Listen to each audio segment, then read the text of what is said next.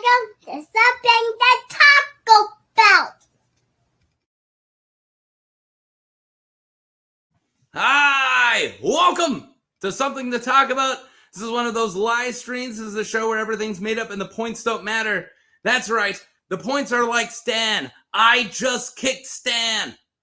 And yeah, that's all I got going. I have like 4 people that I'm gonna bring on, and starting I'm looking at the reactions. I killed in my green room. All right, starting from the part of the internet, the random part of the internet where people don't have faces, we got Random Internet Guy. Hey, how's it going, everybody? Random, do you like to go by Random, RIG, or Rig? Any of the above, whatever you feel comfortable with. Or Franklin. Or Franklin. All right, and then from the interesting part of the internet, we have still laughing. We have Tom. It wasn't funny at all. Why were you laughing? Did you get the reference? Yeah, it's really good. I liked it a lot. I only thought the next person I'm gonna bring on would get it if he even got it. It's really good. Thank you. I've had that in my head for like 3 months. All right. I like it here. Let's keep cruising because we got Rusty Shakleton. You almost said Ferd. I always say Ferd. How's it going, Rust? Not bad, not bad. So just to clarify, that was a True Detective joke, right? No. Interesting. It was a Shawn Michaels joke. Oh, okay. The Triple H says that Vince McMahon said we're not edgy anymore, and he turns to the guy next to him and goes, "What's your name?" And the guy goes, "Stan," and you just super kicks him in the face, and then turns and goes, "I just kicked Stan." Because in the season of True Detective with Vince Vaughn, it all gets kicked off when Stan gets murdered. But like, I thought it was my ADHD that was a problem, and I didn't know who Stan was. So I Googled who is Stan, and all I could find were articles from people who watched it back when it first aired, asking who the hell is Stan. like it was just written badly. Speaking of True Detective references, the way my next guest looks. Hello. How we doing, everybody? I got Tom's number, dude. Ready to go. Dude, I try to play for Tom. Like Tom. If I know that if I got Tom going, then I got people going. Like he's my. All right, so let's talk about what this is about. Want to tell me what this is all about? So we're gonna talk about the Kings of Winter, and I'm wearing the same shirt as I did in the thumbnail for once. I mean, it was a big thing for me. And that's how you know that you've done this recently. Yes. I went downstairs in the middle, just hang out, put this shirt on, and my wife looked at me, and then I took a selfie, and then I took the shirt off, and she's like, "I'm not gonna ask." You've done enough YouTube like reaction thumbnails. She should be used to it by now, right? I keep it separate. It's like my 2 lives. I keep separate. Like I kind of like YouTube when they're not around, you know. Don't tell people in real life you do YouTube. For it's freaking weird when you have to. Weird. Everybody in this room knows, but it's like, really, what's your channel about? Like, see, I've had the exact opposite experience. Like YouTube, like I don't know, maybe I shouldn't say this. Like YouTube has arguably gotten me laid before. Oh, it'll do that. It'll do that. But never got me. That was but for real, the people are always very interested. Like they're always like, "What do you?" No, even if they don't know what. YouTube is about, if you don't tell them what you do. I do YouTube. All right, people think you're cool for it, but you don't always want that. You don't always want that. You just selectively want it. You selectively. Want So I got a couple things I gotta say, and then we can start moving. Go ahead and be active in the chat. We will try to be active in the chat as well and comment as much as we can. I don't promise that we see everything because we do get wrapped up in conversations. So if you do have a comment or a question that you absolutely want us to see, send in a super chat or go ahead and send a PayPal to the link in the description if you want 100% of the money to go to the channel. So yeah. And also, I came up with a game today involving this bowl. Oh. Right? In this witch's cauldron from Hogwarts. Are we gonna throw things and try to land them in those from where we are currently? The viewers are gonna throw change at their screen and try and land it in Michael's cup and cauldron, and we're gonna call it Cup and Cauldron. We're gonna add for every $10 donated, we're gonna add an additional cauldron. No. I mean, dude, never mind. We're going that to is add true. A bigger cauldron. If you do give me $10, I can find a bigger cauldron. Like, you know, like we can do that one. We're gonna need a bigger cauldron. Cup and Cauldron sounds like a bar from Harry Potter, but so does. This is a Harry Potter cauldron. So the way this is gonna work is whenever one of us just gets bored and somebody goes, "Hey man, let's do the game." I'll do it. And if it gets asked in a super chat, here, let's say that. We'll do one or right now. And what the game is in this bowl is a list of it's pieces of paper, and on them, written on them, is just a list of mundane, random things that a normal person would do. And in this one is a Song of Ice and Fire characters. So Tom already knows what we're doing. So I'm going to pull from this one, and it's somebody, whoever wants it, I'm going to say the character, and then if there's a volunteer, there's a volunteer. If there isn't, then I'm just going to anoint one. And then after that, then we're going to pull the scene that they're acting out. And it's an improv scene. All right. Do we want to do one? All right. Who wants Patch Face? Oh, my God. Perfect. Who wants Patch Face? All right, give me Patch Face. Tom? I want it. It's going to be Patch Tom, Face. Show us an example. Going to a concert. Hang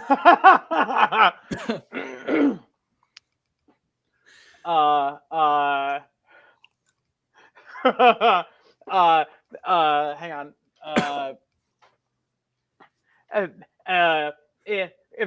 If you fill the water bottle with vodka, then you are able to bring it in. I know.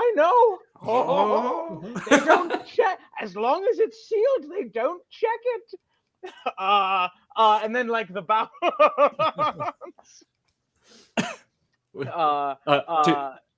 Oh no, please, yeah. To the concert we want to go, but when Stannis saw the Ticketmaster price, he said no. Whoa.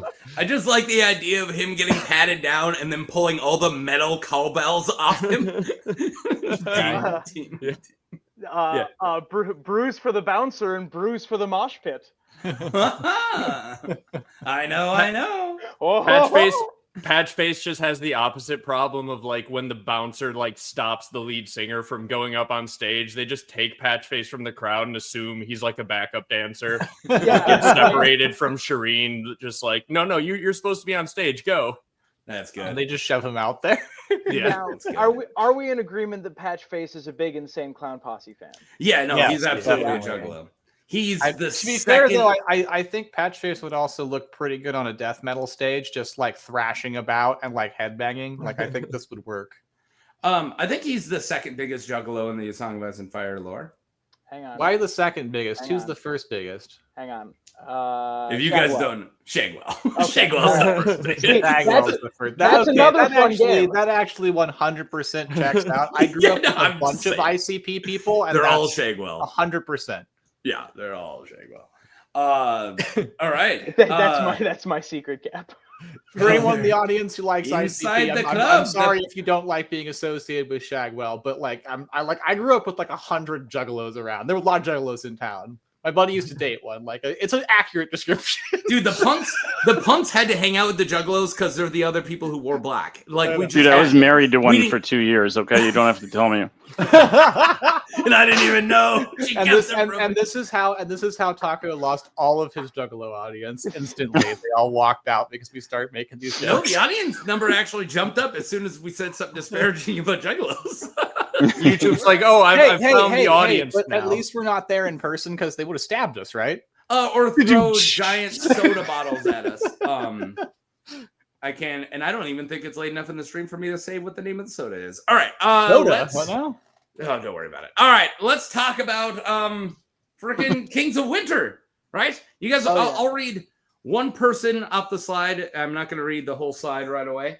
I think I got a card for this here video. Simply read the cards. You're going to be wonderful, really. There you go. All right, so we're gonna start off at the beginning, right? Brandon the Builder, possibly. We don't know if he actually was a king of winter because he's actually never called Brandon Stark, as far as I'm concerned, or as far as I know. He's always just called Brandon the Builder. So he might not have been a king of winter, but we do know his son was a Brandon Stark who was a king of winter, or we think. We don't know anything, right? So Brandon the Builder is known as, or Bran the Builder, was a legendary figure from the Age of Heroes who is said to have founded House Stark. Several feats of engineering and architecture in Westeros are attributed to Brandon in various tales, including the Wall, Winterfell, the High Tower, and Storm's End. Scholars, however, believe an ancient king's actions have been exaggerated into legend, or reigns of multiple kings have been remembered as one through the passage of time. There you guys go. Just starting it off small. Michael talks about stuff. What do you think of Bran the Builder? Well, I'm talking about him a bit in a video that will be coming out at some point. I was wondering why you haven't. It sounds super up your alley. Like, yeah, no. Well, I do think in reality, yeah, like the part about different kings being like meshed together in legend for all of those different structures is definitely a thing. Yeah. But one thing that I was thinking about, like when you brought up like Bran the Builder maybe not being a Stark, we don't technically know. It's like, oh, I've never even considered that, but that is kind of funny to think that like he built all of this stuff and set up all the feudalism, and then like his family just had it stolen from them like a generation later. And like it'd be funny if that happened with Winterfell, but then like when you mention he supposedly built Storm's End and the High Tower, that we know that happened there. The Starks don't own those. So like actually maybe not, but no, I think he was a Stark, but it'd be funny if he wasn't. Well, I just think like when does somebody start being called Starks, right? If I'm like forming a house right now and my house is, House Taco, right? Yeah. Do I just all sudden change my name to Taco, or does my kid take the word Taco? Like, or do we even have concepts of last names as of right now? Like, does anybody else claim that Bran is like from their territory? Like, if he's supposed to be from Storm's End, or supposed to have built Storm's End, or be from the High Tower, is he supposed to have been hired to do those, or is he supposed to have come from someplace other than the North, or is he always talked about as a Northman? We know that he possibly is a descendant of Brandon of the Bloody Blade, who killed so many Child of the Forest that they turned Green Lake into Red Lake or whatever, and he was a son of Garth the Green Hand. So according to that is Bran the Builder is a Garth the Green Hand grandson. But a lot of people just think that's reach propaganda because our king, first king, best king, and they have to pretty much constantly land the clever. So this is what I was asking. Land the clever. Is there anybody else trying to co-opt his legacy? And that was the Reach is trying to do it too. That's very interesting. You do it to everybody though. That kind of makes me think more of maybe the mythological figure, like they're not real and this person has been kind of made up, and many people are thinking back and they're going, well, that was this guy, and he did our stuff, Yeah. But who knows? I also like the idea. I think I like the idea of several kings, because we know that the Starks do kind of like very George Foreman. Sorry, how many years before the main series was he building stuff? Way a long time ago, allegedly. 8 to 10. 8 to 10, 8 to 10,000 years ago, depending on which 8 to 10,000 years. 8 to 12, I even think the oldest 12. estimate might even be 12. But yeah, well, allegedly. That's a reasonable enough length of time to forget who built a particular monolith, 20 years in this information age, it's enough time to forget. Yeah, well, I'm thinking of like Cleopatra with the pyramids, Oh, that people conflate ancient Egypt with, if you want to say more current or more recent Egypt, as in so like the pyramids, we are closer in time. We're closer in time to Cleopatra than Cleopatra was to the building of the pyramids. Yeah, absolutely. Yeah. Well, people even do that with the dinosaurs too. Is like any dinosaur was related, or at the same time, but of course we were closer to T-Rex, and T-Rex was to Stegosaurus. Yeah. So yeah, and I know that's not that's prehistory, not history, and I just wanted to talk about dinosaurs for a second. Has nothing to do with what you were saying. No. So that raises an interesting question. So do you guys think it really is that old? Do you guys think that these monuments are actually 12,000 years old? Or I don't. I'm versus like 4,000 years old or 3,000 years old. Or we're missing a huge point of the we're missing a huge chapter in the middle. Like I am betting there, but I have a hard time to believe that perfect pre-progenitor, whatever you want to say, down to male to male to male to male of House Stark for 12,000 years with there never being a Lady Stark in charge is insane. Like, I don't think that is in any way possible. So either 12,000 short or there's big gaps that they are lying about. I think that a long night happened. And when when people, the survivors finally emerged, they saw all these great big buildings that they had no idea how to build. And so they possibly invented this character who made them, was able to build all of them, perhaps. Yeah, and it would behoove the first king of winter to claim to be his son. But of course, Bran the Builder would be pre the long night, possibly. He would have to be right think, at the end, because he would be building the wall. That's why I'm saying a long night at the time. So here's my take. I think there's been more than one long night. I've been looking into Bran the Builder a lot recently, and here's the thing that we have to remember is whether or not all of the legends are the same character, there still is a first Stark king who built Winterfell and who is the first one buried in those crypts. Like, there still is a founder Stark. Unless they stole it. Right, unless they stole history. it. And the answer I would have to that is I do think the reason that it's possible that the Stark line has continued is because it's magically backed. Like, there is magic reinforcement to this line being held in power, and that's the reveal that's going to make sense of that. Why can it break now during modern times? Right now, there is no one of the major questions of this. In the long run, it won't, right? But, okay, but you're going to say Bran is magically backed and about to end up as the king. Okay, all right, okay. So you're saying it could have broke for maybe a generation? It'll break for a year. Well, it'll break for a year or two at a time, and then Stark will be. There is no Stark the most Stark-blooded person will probably be backed by this magical power. Really quick, structure. Michael. Oh, and did the Starks always bury their dead in crypts, or was there a time before that and making the last crypt Stark not actually the first Stark? I think that Winterfell is probably built on an old Child of the Forest tree town, the way that Bloodraven's Cave is.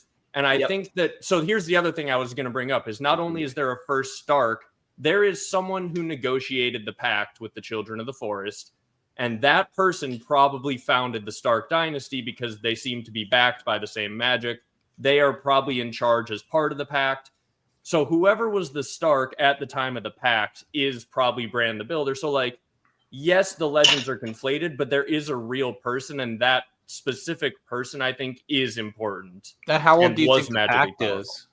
That's the thing. It could be 8,000. It could be 12,000. I'm not entirely sure that it matters. See, I always thought the pact was way sooner, and I thought the history had been exaggeratedly stretched out. And I think it has. Many of these things were actually maybe more like 1,000 years old or like 2,000 years old at the most. But people had kind of exaggerated it out super long, and then for what you're saying, if the first Stark that was associated with the pact was also Bran the Builder, let's say the pact happened 1,500 years ago or whatever, or something like that, or if anyone has a better timeline for because the first men are there how much longer before the Andals, right? In terms of our best knowledge, there is a timeline. I don't have it because that's not really Kings of Winter, so I don't have that in front of me right now. But there is if we want to go through it, there is a stated somewhere. Okay. Yeah, I'm curious. Who do we know who the name like the last Stark in the crypts, like the first Stark buried in the crypts is? Anyone know that? We don't know anything about before we the wall. Like there's a collapsed part, but yeah, you presume that Bran the Builder is the oldest body in the crypt. Okay. Yeah. In the crypts. But there is a collapsed tunnel, like what he was just saying. Here, so let me kind of just read all this out loud. So, possibly the coming of the Andals was 6,000 years ago. So if the first men, I'm gonna click. If the first men came around, like if I'm gonna just go with what Michael said, 8 to 12, then yeah. So there was somewhere between 2 to 6,000 before the Andals.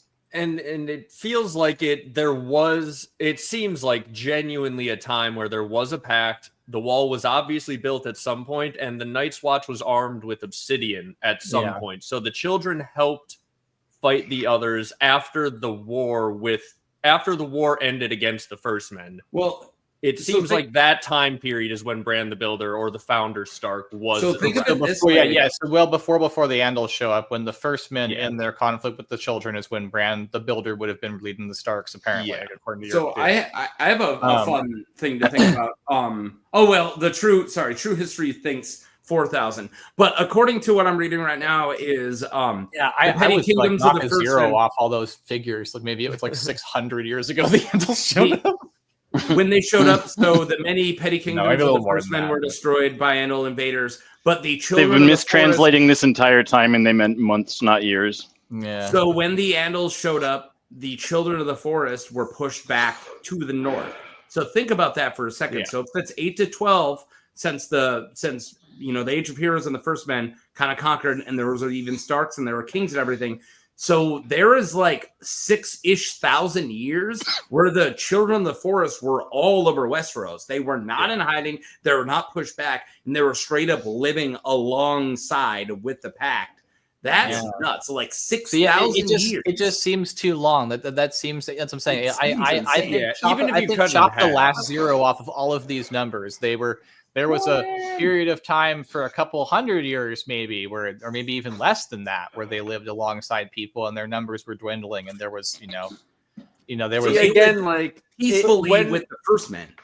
It wasn't until the Andals came. Again, when the system. Go ahead, Tom. Before we get too far gone, I wanted to circle back briefly to something a moment ago. Michael, you said that like the most Stark person could take over at a certain point, and there is precedent for that in the newest season of House of the Dragon, isn't there? With Valerion. Yeah, that's what a lot of the houses do. In Lannisters did that too. So, like, it's entirely reasonable to suppose that it isn't, and this isn't something that occurred to me before, that it isn't an unbroken male lineage, that it passed through some lesser branch, or even had another house married into it at some point along the line that just took the name Stark. Very after all the Starks were dead. It's just never stated. Yeah. It's just that's not stated anywhere that happened. But I'm not going to say that's an impossibility, because also if you look at the House Leiden, the weird honey badger house. They married a freaking Lannister, and there was no male heir, and a Leiden straight up took the name Lannister. So that shit does the happen. Lannisters are just straight up Leidens, and no one ever talks about it. The Lannisters are Leiden about their lineage. Yeah. Got them. House Lion. They're lions. That's where the sigil comes from. Yeah, it was a honey badger all along. And there were Leidens, and then it turned into lion. Nice snort. Heck yeah, let's go. We're getting deep. What I was, the one thing I was gonna say, just to RIG's point about like the timeline too, is it's like I think it could be longer than would be reasonable in real life, just because of, as I said, everything being magically backed, and also the houses wanting to take the names of these historic houses probably more so than they would in real life. So like I don't think it necessarily matters that it would it be 8,000 or 6,000 or 12,000 years ago, but like I think basically we do know Taco's right. Like there's a long period of time where there commingling with the children of the forest. There are a bunch of kings of winter, probably. But granted, the thing to keep in mind, though, too, is if the first Stark was a green seer, he could have lived for hundreds of years. Like, he could have actually had a reign where he's giving out advice on how to build the high tower and advice on how to build Storm's End. Yeah, holy crap! Yeah, if you're right. If Bran the Builder plugged himself into a tree, he could have built the wall, or he could have. That's a very interesting theory. Yeah, that Bran the Builder was sort of a blood raven kind of character. I assume he was. Like maybe that's something I need. I might need to talk about that more. I'll be talking about it plenty if I ever finish this 2 hours. That's the most Michael talks idea about of him going around as a younger person and coaching people on the thing, but the idea of him as a not immortal, but as a mini lifetime is longer than people being who builds several things throughout the course of like a couple hundred years is also pretty fun. That's a really fun. For the record, I think he is still alive, and probably in the same way. In the same way as those other green seers that Bran sees, where they can just open their eyes but not like move or talk. You think he's down in that cave? You think he's down in the crypt, still alive? Okay, like that. I'm gonna out Michael talks about stuff. Michael talks about stuff. He's not down in the cave because if you were to pay attention to your own videos, Michael, he's in the wall. The entire wall is made of weirwood roots and weirwood trees, and he's in one of the two. Plugged himself into there and just told everybody how to build the wall around him. Take that, Michael talks about stuff. Yeah, no, he's in one of the two. These are all very interesting theories. I personally do like the idea of him being in the cave or something like that, and there being the reason that it has a weirwood core was to carry his communications along. Yeah, exactly. It was just the weirwood's not there for its magical purposes. Now it was just a telegraph line for Bran the Builder. This is how cults been indoctrinated. Okay, is he in the wikis or in the books or anything? He's not ever alleged to be anywhere like firmly by George. No, we totally have no idea where. If he ever existed, we have no idea where he was. When George was, he's Howland Reed. Yeah, he is. no, God damn it, he's Arthur Dane. Oh, Arthur Tyrek Lannister. Ashara. R.I.G. George was actually asked at one point about the Night King in the book still being alive after he was revealed to be alive in the show, and George's answer was, "Well, the Night King lived a long time ago. He's no more likely to be alive today than someone like Bran the Builder." And both of those two are the two that are most likely to be hooked up to the weirwood roots. So it's they're both still alive. I love this guy. That's your insane Michael talking about stuff.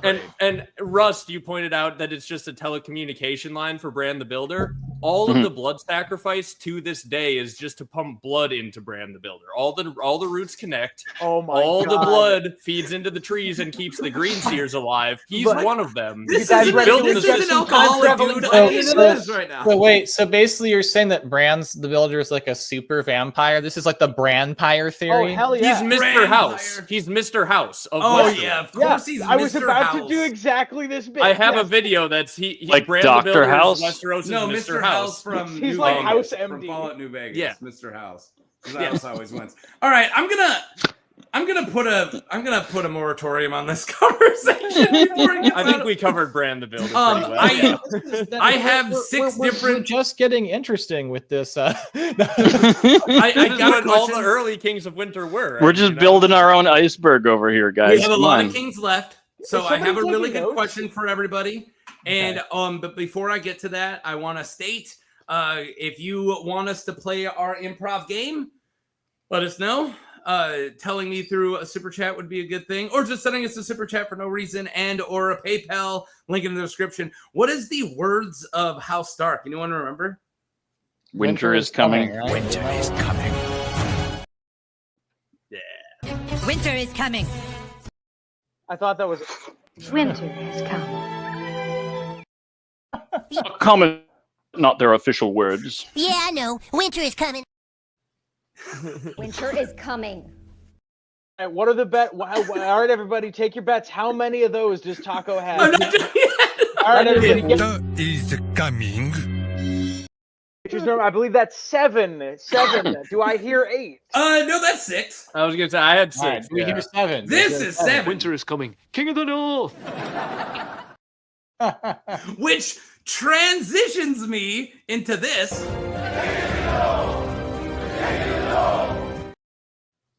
And, when do we get taco meme edits on the channel? I don't know. I don't have any more king. Well, I got one other King in the North because that was the Jon Snow one. I do got a Robb Stark one because I didn't know if people would get offended if I did one or the other. But there you go. Is that a good way to? Absolutely. I wanted a pickled ginger, so like cleanse our palates. Which one was your favorite? Did you like the Bambi one? That was my favorite. That one was good. So who's the next King of the North then? If we're not talking about Bran the Builder anymore. Yeah. Do we know any other ones from way back then? Yeah, we got one more antiquity. One more antiquity, and then we get to the Wolf's Den ones. So we got Bran the Breaker, who is equally as awesome because he is the King of the Winter that when the Night's King ruled with his corpse queen. Oh my God, Michael, just where get to it? Jeez, calm down. He formed an alliance with Jorah, the King Beyond the Wall, and ended the 13-year rule of the Night's King, and freed the Night's Watch from bondage. Thereafter, obliterated the Night's King's name from memory. So yeah, Brandon the Breaker is the Night King fighter one. Brandon the Breaker is the most effective propagandist in Westerosi history. Yeah, he deleted somebody. Yeah, that's hardcore, dude. Again, Egypt tried to erase the existence of one pharaoh. Or like because he was a monotheist. When Napoleon, when the pig named Napoleon tried to get rid of all the stuff that this pig named Snowball wrote, like it was my windmill. Did anyone else recently re-listen to Animal Farm? Or is that that's where it's from. I was sitting here like I know this. I know this. As a kid, a book report for school. I found out the audiobook is 3 hours, and I just killed it on a shift the other day. I was just like, all right, 3 hours? I can do Animal Farm in 3 hours. That book is so lean. There's no filler, no fat. It's on my list. So lean. It's on my list. Literally it's so opposite of George because literally every sentence is important and pushes it. There's no goofing around. There's no effing off. It's just boom, boom, boom. Does he go into Russian Revolution? You're never having a delicious dinher. No, there's not one food description. Does he go into the lineages of the pigs? They don't even name half of them. Just old Major. What do? Told us a story once. But yeah, Brandon the Breaker.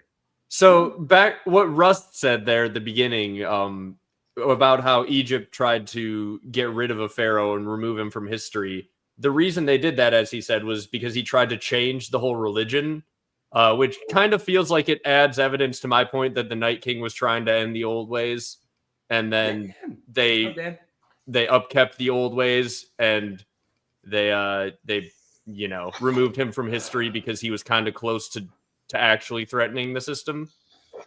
But it does feel related. Yeah, like it's the thing is, he clearly was not erased from history. No, because they erased the details of what he was actually doing, because I think what he was actually doing, they're like, oh, it'd be like it's like you don't give out the details about how to make the nukes because what he was doing was actually a threat. So you get rid of the details. You think that guy was bad. think that his history was altered, basically. That Do you guys remember how Facebook groups were back when Facebook first started?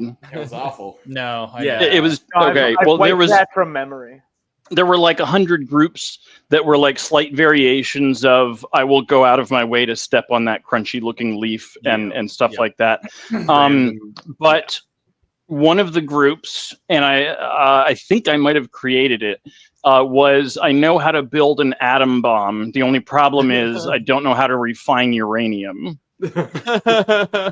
So like the info for how to make a bomb, we all know how to do it. You just need a critical mass of purified, Don't give me You're definitely demonetized. The moment he said the B word, you're on a list now. You're All now this is in monetized. You're now Minecraft. monetized, like, you know, in the wrong way. Russ is like, the great thing about the Anarchist Cookbook is how easy it is to share it in chat. Boom. Like, no. But Well, it's like whenever there's like a conversation about like gun control, inevitably someone asks like, well, should a civilian be able to own a tank?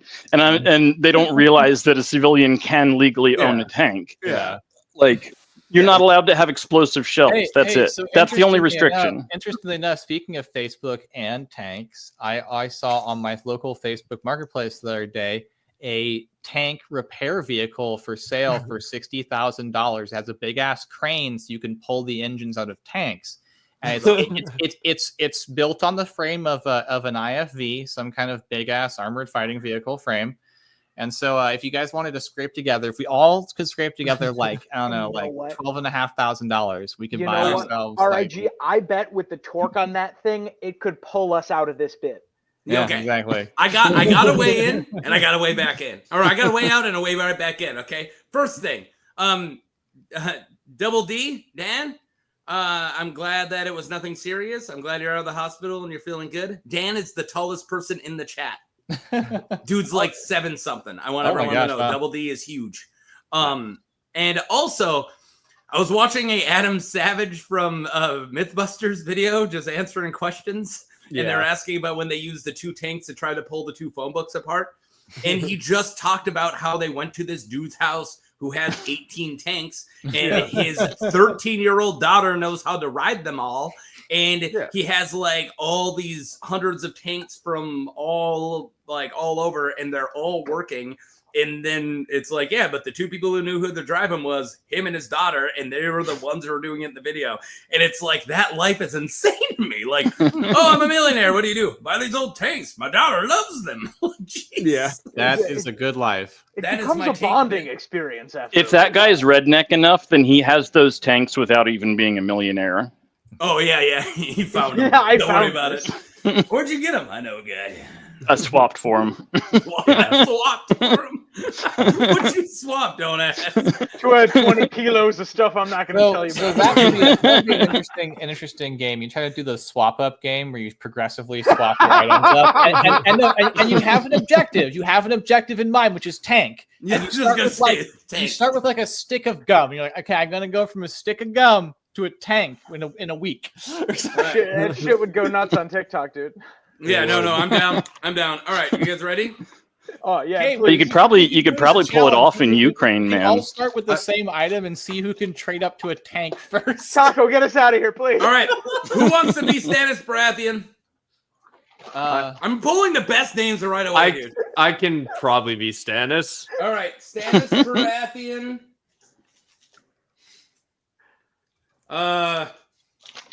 Driving to work.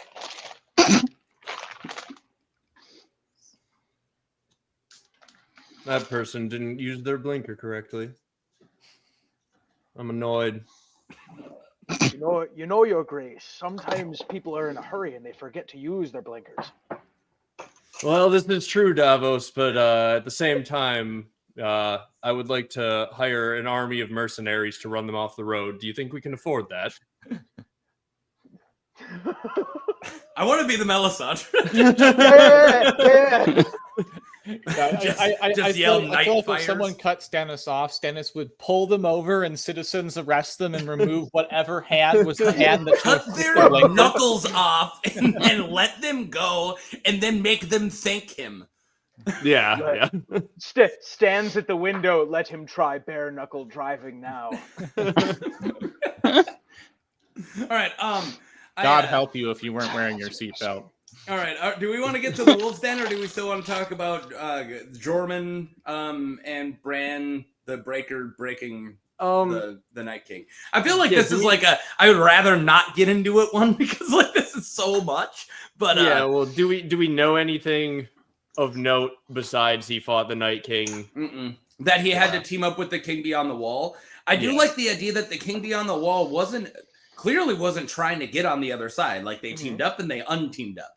Like it wasn't a big deal. So there was apparently right when the wall came up again, and that Brandon killed him, or was that a different? No. You're thinking of Bael, who was his father. Which one was that? You're thinking of Abel. You're thinking of Bale the Bard.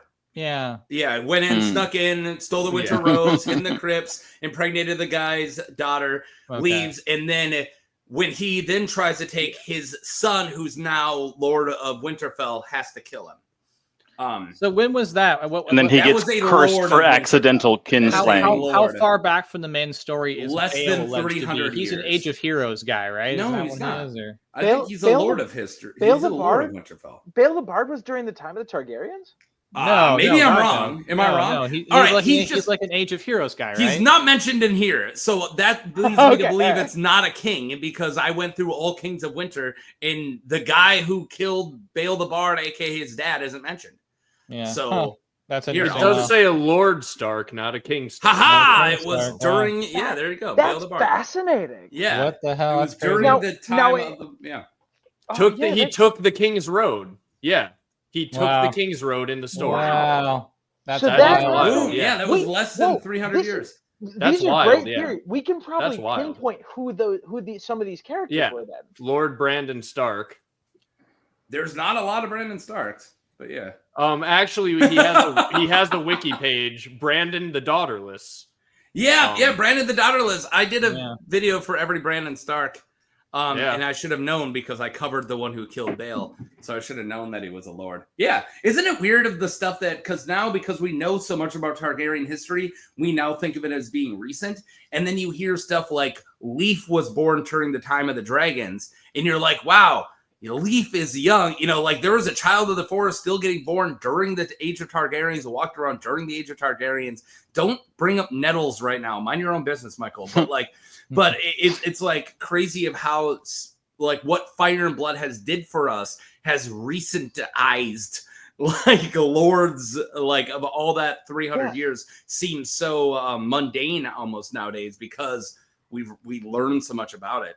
Do we have a list of all of the Lords of Winterfell? I think we don't, do we? Close. We only know like Close. 10.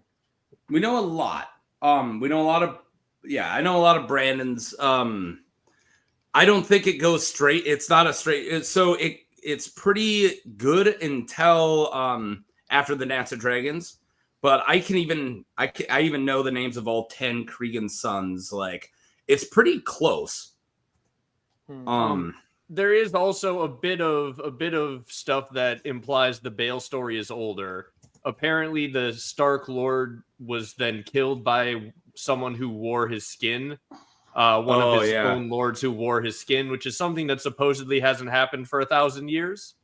So the Bolton skinning Starks supposedly hasn't happened in the time frame of the Targaryens. So the story might have details mixed up. And they do that all the time. Then that would make sense, adding the King's Road to the story. Well, and the only rather person than just being like, oh. Remember, the only person we heard this from is from the Free Folk. Like this isn't really a Stark story. This is it specifically says old Nan and Maester Lewin never told Jon the story. So it's So who knows? Who knows how old it actually is? But they could have changed the language to Lord and King's Road because that's the way it's been for generations now. That does make sense. Like there's all those statements about in the World of Ice and Fire about knights running around the Vale 1,000 years before there were knights. Yep. I'm going to go out on a limb and say it's part of the 3-body problem. And that years have different lengths at different times, depending on how close, what the 3 bodies are doing as far as their orbits around each other. So, I just think that years sometimes have different lengths, and that's where all the confusion comes from. Oh. I think that indeed makes as much sense as any other temporal hypothesis in this fandom. Thank you. It looks like the it looks like the family tree is rather unbroken from Torren all the way down. There's a lot of no-named characters, but it looks like I mostly can trace Torren Stark, which is the king who knelt, all the way down to Ned. That makes sense. That history. Is mostly. Never mind. So I don't know where Brandon the Boisterous, how he was related. to Torren. So yeah, it actually ends right away with Torren, and then it picks up again with Brandon the Voiced Full, going down to Alaric Stark, Lady Mormont, and then there's a couple gaps. It's pretty good, but even during the time of Fire and Blood, they kind of don't tell you like much. Like it skips a couple here and there, because like after Torren, the first one we really meet is Alaric, and then after Alaric, the next one we meet is Cregan, and that's like 100 years between both of them. Damn it, George. Yeah, but also, how important is it? Like, isn't it weird that I know more about the family tree of the Starks than any human being that's ever lived? Like, isn't that a little odd? Yeah. But here we are. I don't know. For regular, this family tree is designed to be interesting. Most family trees are fucking boring. I'll tell you right now, when I tried to like put my A Song of Ice and Fire brain onto like Western civilization and look at like, how did William the Conqueror go all the way down to like Queen Elizabeth? Let's trace it. Boring. Not interesting. Like I got bored. It's some wonderful, terrible combination of boring and upsetting. Mm-hmm. And I the 19th son of this random dude was. I'm like, if I ever need that information, I can get it, but I don't want it. It's not that interesting. I did it once. It was like cool. I learned that. It's just like a boring fairy tale that they've written to justify their position. Yeah, like it doesn't need to be. It doesn't need to be accurate. It doesn't need to be interesting. It just needs to conclude with them being king. With my blood equal good blood and your blood not good. Yeah. And I prefer a fairy tale that is designed to be unraveled like a puzzle. Yeah. And that's what we're doing here. Let's keep unraveling. I have a thought on Jorman. Damn it. Very briefly. To get us, we can move to the next one if you want to. Yeah. Is it going to be about his horn? Keep going. Yeah. I've always found it interesting that the team up between these two individuals, one of the individuals is the person with who at least appears to have been the inventor or the patron of the inventor who of the thing that can bring down the wall. Yeah. It makes me wonder if he was party to the pact or if he was party to the splitting of Westeros where the wall is. Yeah, he teamed up with the Breaker, and they fought a guy whose fort is the main fort on the wall, and they have a horn that they supposedly know brings down the wall. I was just connecting. Like, isn't it weird that he was called Brandon the Breaker? Yeah, and Tormund's horn breaks the wall. That's you know what? I would like to retract my confusion. So Tom, with how I think the wall is constructed, you can break the wall down, and the trees will rebuild it in the time since then. So that's what I think happened. They broke the wall down to take out the Night King because he was trying to bring others back. And that's why they teamed up, because he was sacrificing to the others. And part of their covering up that period of history was to prevent the knowledge of a wall destroying weapon from getting out. And to prevent the knowledge of how to bring back more others, all they said was he was sacrificing to the others, which isn't probably actually what he was doing. He was probably doing more than that. I don't like your Night King propaganda, dude. He was. Well, no. He was probably evil. It's a possible. Yeah. I love the idea that he was attacking the guy. Boo. Well, here's the thing, Taco. It's entirely possible he was also attacking the system in the old ways because he wanted to be the one in Bran the Builder's position. Like, he wanted to be the center of all of the power, and that's why he was a threat to the system. Like, he may not have been doing it for a good reason. There's just this fundamental problem I have with, like, but what if the guy that we all agreed was an evil monster was the good guy? It's like, that's how we get Neo blank blanks, and I don't like that. That's how we get what? Not when they wrote the history. In the real world, yeah. in places in a fictional environment where this propaganda has been intentionally laid, we can have that conversation. Okay, I want to be clear. I wasn't calling any of you guys that. No, I know that's not what you're doing. But no, that's just, I was explaining, that's just like my fundamental problem with any time it's like, well, what if Sauron was always the good guy? you guys just don't know. And it's like, oh, shut up, man. Like, no, he isn't. I'm like, like, the Night right. King. I saw banged an a living entire corpse. History It was Channel weird. show about this secret religion that allegedly exists that thinks that Lucifer is the good Yeah. guy. Yeah. Like, That's exactly what I'm on the talking History about. Yeah. Channel, dude, on real Well, television. That wasn't- that's like a the History major Channel is break not off real religion, television. isn't it? Like, isn't that like a major? They were treating like, it like it was a secret. Like anybody who was going to talk about it was all like having their voice changed and shit. Oh, that Like they were interviewing an Well, IRA there's member. Well, all right. I don't want to go down this. Not right now. Let's say that for Yeah. the green room. This is the problem with slipping into discussions of the real world. All right, ready? This is where the fun begins. That seems like you want us to go deeper into. No, this. no. Do you I want- just thought it would be really funny to play that. Does it, Oh, double down? Is that what that yeah, is? no. Yeah. Tom, this is a clip that I thought you were going to be the only person to laugh at. My wife hates it, and it got no laughs last time. You ready? Just an out of context Home Alone 2. Wow. What a hole. I got you. I love that clip. Just I got it. I love Home Alone 2 so much. Oh man, I got rid of it's most of my such Home Alone 2. Trash. I got a little bit more. That you little trout sniffer.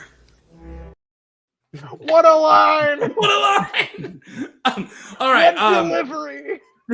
Oh man, he's Can so they do good. a reboot of Home Alone where they just have do Macaulay two. Culkin still play a 7-year-old, but just don't acknowledge it? God. Everyone treats him Oh. like a 7-year-old. Yeah, wait. I don't see anything wrong with that at all. Pitch. Yeah. Reboot of Home Alone where Macaulay Culkin it's where it's like Ash versus Evil Dead, where he's still fighting the same people like 35 years Yeah, with it. and he's Yeah. a survivalist now. Yeah. It's a meme on TikTok. Of course, it is Double D. good. I didn't know that. I'm glad I got there. All right. That- Andy, yeah. Oh, and also Rust, I got this for you. You must have crawled under there for warmth. Oh man.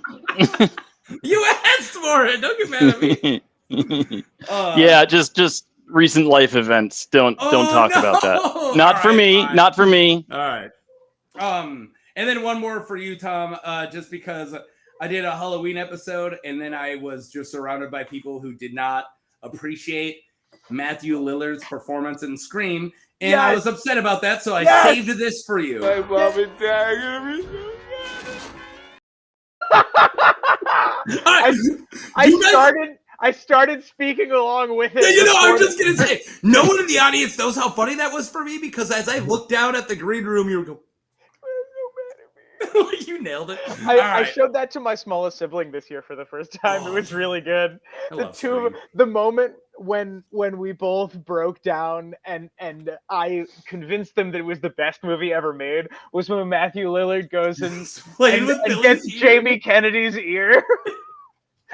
All what right, was he's your a tour motive? de force in that movie. All right, stay on target. Let's get going. Matthew Lillard, tour de Stay on force. target. All right, We've done 2 whole kings. yeah. The Wolf's Den era. Moving on. Just two guys right away here. John Stark built the Wolf Den after driving Sea Raiders, possibly Ibbenese, Valerians. Okay, we'll just casually say that. Or early Andals. Wait. Early Andals. There's Valerians the same time as early Andals 6,000 years ago? Okay. Away from the White Knife. Was the Freehold that old? Wait, yeah, that's it. Because the Freehold was founded to the tune of like 45 or 5. Well, wait, that's the whole reason why the Andals were coming over. Yeah. Is because of the Valerians were pushing them out. All right, never mind. Yeah, because That's not an epiphany. it established its power hold against old Gifts. Screw this. I want the big bad guys to be Ibbenese. Can we pretend that there was just an Ibbenese problem at one point? No, Or so just- it actually kind of would make sense if it was an Ibbenese outpost and if the Starks were being total assholes and trying to drive them away for no good reason. Because like the Ibbenese are whalers, right? And they sail around in all these different places to And the they're north from and they hunt a Greenland. lot of whales. And like that actually would be kind of an interesting. I don't know if that makes any sense necessarily. I just think it'd be interesting because the Ibbenese are the kind of people who would have maybe like a port outpost somewhere. Well, they've because never they really have had their moment in the trade. sun. You know, like we've never heard of the Great Ibbenese Wars. You know, like come on, there needs to be at least one time where these guys were an issue. I don't know. Ebony's seem like they're pretty chill, to be honest. I mean, unless you're a whale, the Ebony's seem like they're permanently at war with whales. I mean, you know, they probably put everything aside to face off against their true arch enemy. You don't think that, like, but the whales know what they did. Thank God I don't have the South Park whales. That's all the bits that were coming to my brain were just the Japanese guys saying dolphins and whales. Dolphins. Like, nope. See, I was thinking of the one with Nelson from The Simpsons where Lisa's like, nuke the whales. And he's like, yeah, gotta nuke something. Yeah, you gotta nuke something. I do got a lot of early Simpsons. Did I save any? Oh, yeah, here you go. All right, here we are. My God, you're greasy. All right, that's all I got. The clips you pick are fucking wild. It's like, just here you guys go. He always has, like, in mind, he's like, there's gonna be a perfect moment for this, and there never is, so he never brings them up randomly. I still have one that I've yet to show that's just a specific character, and if we ever start talking about him, I have a clip for him, and I've never used it. It's been one of my earliest clips, and I refuse to shoehorn it. Because it's too funny. I don't want to ruin the joke. The other one's like, I'm okay. I'll ruin the my God, you're greasy. I don't care. But like this one, it's too funny of a joke. I want it to naturally happen. Yeah, my God, you're greasy could be saved for anytime somebody's anointed with oil. My God, you're greasy. That's the episode where Homer is stealing all the grease to sell it, and then he breaks into Willie's stash. My retirement's grease. Me to my car right after I get an oil change. The best one with Billy is the very first time it ever happens, where the Principal Skinner's like, go up there in the vents, get that dog, and he's like, oh, do I have to? And he's like, yeah, go and do it. And he goes into Lunch Lady Doris, and he's like, Lunch Lady Doris, grease me up, and he rips his shirt off, and he's tough as fuck, and she just kind of like drops what she's doing, and she's like, okay. So good. I also love the I can make this joke because I'm a woman, and then he chases the dog down, and he's like, he finally catches Santa's little helper, and he's like, there's nary a dog that can outrun a grease Scotsman. All right, there's a joke only I can make because I'm Italian. Yeah. But there's a I don't actually believe that. But grease has like gone all over inside the school dance, so everyone's just covered in grease, right? And like Milhouse eats something and goes like, it tastes like a hamburger milkshake, you know, it's just grease. No. But then Nelson makes a ball and goes, here comes a grease ball. Yeah. And then in the scene, the Italian pizza guy comes in and he goes, hey, I'm just bringing in free pizza. Why you make the fun, huh? And that always gets me. All right. I love bringing this up. I continue to have never watched The Simpsons. Boo! Never, literally never watched a single episode. Nerd! Yeah, I've seen a few episodes. What? Oh my God! I am completely unaware of the lore. I'm a huge Futurama. Like I know more about Futurama than a lot of shows. But no, I've been rewatching early both American Dad and early Family Guy, and American Dad is still better than Family Guy. But in the beginning, they're both just so unhingedly funny. Like, all right, I don't know where that went. I have a Futurama deep dive. That's what we need right about now. Just a nice Futurama. I do have more clips pertaining to the topic if we want to talk about coldness, winter, or kings, whatever you guys want. Well, I mean, I do have clips. How many more kings are there on the list? Like a lot. Kings. Let's talk about coldness. All right. Oh no. Let's talk some kings. It's nice today, but it's too cold. I thought I had it queued, but all right. Yeah, I got something for coldness.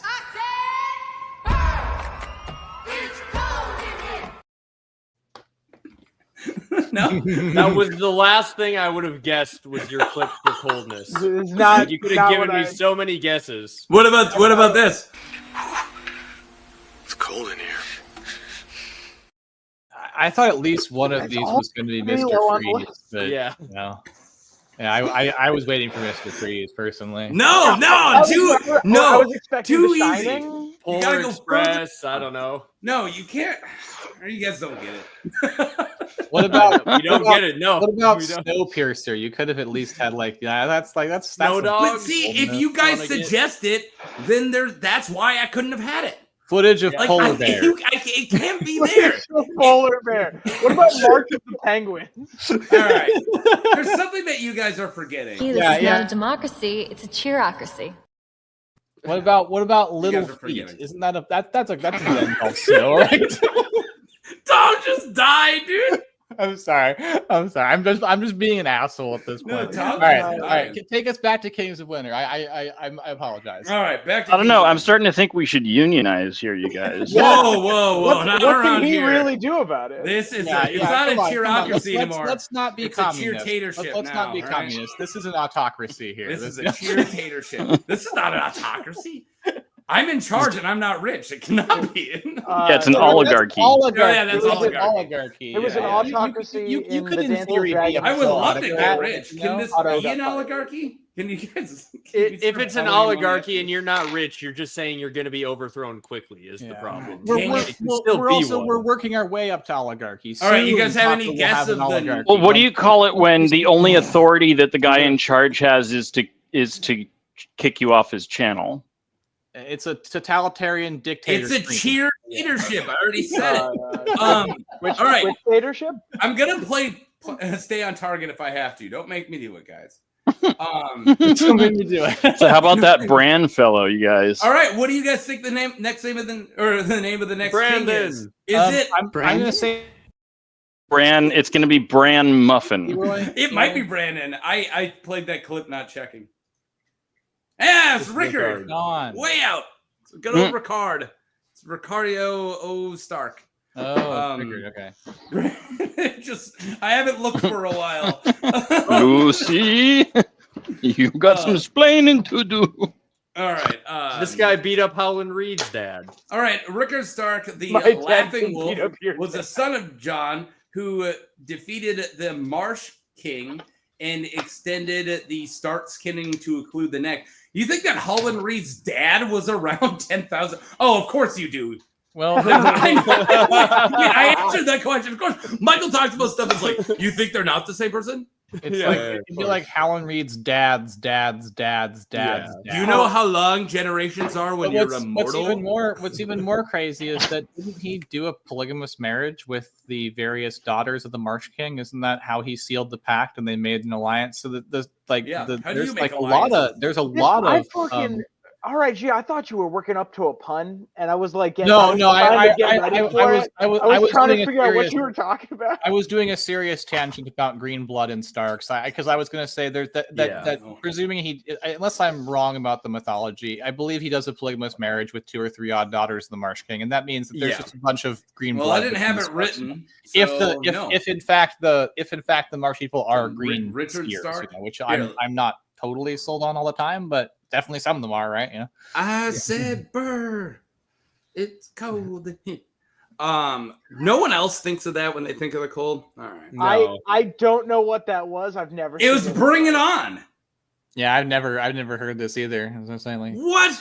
You guys? All right. Did no one else have older sister who was totally the right age for Bring It On besides I'm me? the oldest. I watched that sibling. movie 100 times, dude. I'm the oldest sibling, and I was born in 1990. So I have a younger sister who made me watch 1990, Spirit no all the way. time. Ah, come on. No one else grew up on Bring It On. All right. no. I'm my gonna- little sister watched the Lord of the Rings, the Fellowship of the Ring, every day for an entire summer one time. Like literally, no. And you think I'm exaggerating? I'm not. Every single day. for So like she didn't have 3 taste months and she straight. wasn't watching Bring It On instead? I did something similar, but with the movie Aliens. Again, I'll Bring It watch that On. movie. Better, higher class, guys. Higher class. I did it with Star Wars episodes 4 and 5. It was about a month long period where I watched both every single day. All right, Just to every answer day. your But I was question- sharing the TV with one of my cousins who was quite a bit younger than me. So I have seen the Mighty Ducks D2 an equal number of times. I've seen all of those a lot. All right, random to answer your question. Rickard Stark took the neck away from the Marsh King and took his daughter as wife. It never says about. Don't take my neck. I need that. If you bust a rhyme, I'll take your neck. Random, did you catch that? Hello? Does this thing work? Hello. No, Taco. No one. What do you want? What? Random. Oh, Can anyone hear me? I can hear you, Taco. I can How hear are you. Are you having a good day? No, I tried to explain something to Random and I never got I don't know oh, if he can. okay. I don't know if he can hear us. I'm having a good day. Oh, all right. Who's talking? I fished all that up for Random and he left before I could answer. He's gone. All right. Well, I got this. This is the stuff, Lino. Hey, that's not what I wanted to play. Make it fast and sexy. That's what I wanted to play. All right. God damn. All right. He only had one marsh wife. That sounds Okay. Good.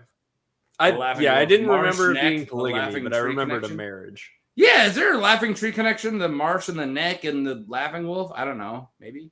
The That's the night interesting. laughing tree wasn't in the neck. That was that hair and all. But Oh, So Howland Howland Reed was was part a of the character at that story. time. Boo. he was part of the story. He was Very the one loose who got- connection. Didn't the Knight of the Laughing could Tree be our save house words. Howland? Okay. Yes.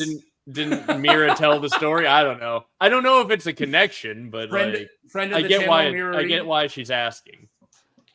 Yeah, friend of the channel and YouTuber Mira Reeds told Bran the story when Bran was sad, and since then it's been an actual part of canon, which is impressive that Mira was able to get that into the book. But Yeah, I know. it's Yeah, impressive. I wish she would reveal her sources. But yeah, I mean, I what just, can you do? I just don't trust craning men like her. That's actually, believe it or I not, just don't trust Kranigman. Random's back. Random, did you hear me when I gave Sorry, you your I answer? had to step away to use the bathroom really quick. I just didn't want to Oh. have a conversation. So, what did you say? Sorry, I was I gone for a minute. have clips for when people leave to go to the bathroom, but I already played it. Oh. All right. Anyways, Is it the greasy one? Do you play the greasy one? No, it's Greasy one the again? make it fast and sexy. That Oh, one. It's Jesus. fine. You played the greasy one earlier, though. Yeah, I already played the greasy one. That's could when just- you do the other thing. now that I think about it, the best like possible clip you could play, Taco, if you needed to go to the bathroom, is just the Leslie Nielsen clip from Naked Gun, where he's just going to the bathroom audibly over the mic for like a minute and a half. Oh yeah, no, that's good. You just That's keep good. that running until you Um, get back. We want to move on. So, random internet guy, if that is your real name, he only took one of the Marsh King's daughters after he won the war. Oh, okay. I thought he married all the Marsh King's daughters. That's And interesting. you thought wrong. Maybe So he only not, had the not, one. not quite as much chance of lesser Stark branches being green seers as I thought. now the Maesters would have you believe. Yeah, that he boo. only did one. Boo, Maesters. You know, you just hated how academics pretend they know stuff. All right, you know. Now, I was gonna say, Tom, you should have done like the Alex Jones voice for the Maesters. Now it's the Maesters. They'll have you believe.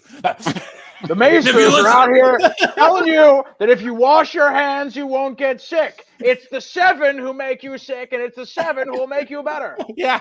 They're putting chemicals in the neck that turn the friggin' frog eaters gay. I knew that was going there. I let somebody else do it. I had that joke word for word ready. And I was going to say the Chronic gay, but... So that could be a mug right there. They're turning the Chronic They're gay. turning the Yeah, friggin' they're frog turning gay. the Chronic gay. It's Alex Jones in like a tinfoil hat, but like Westerosi garb.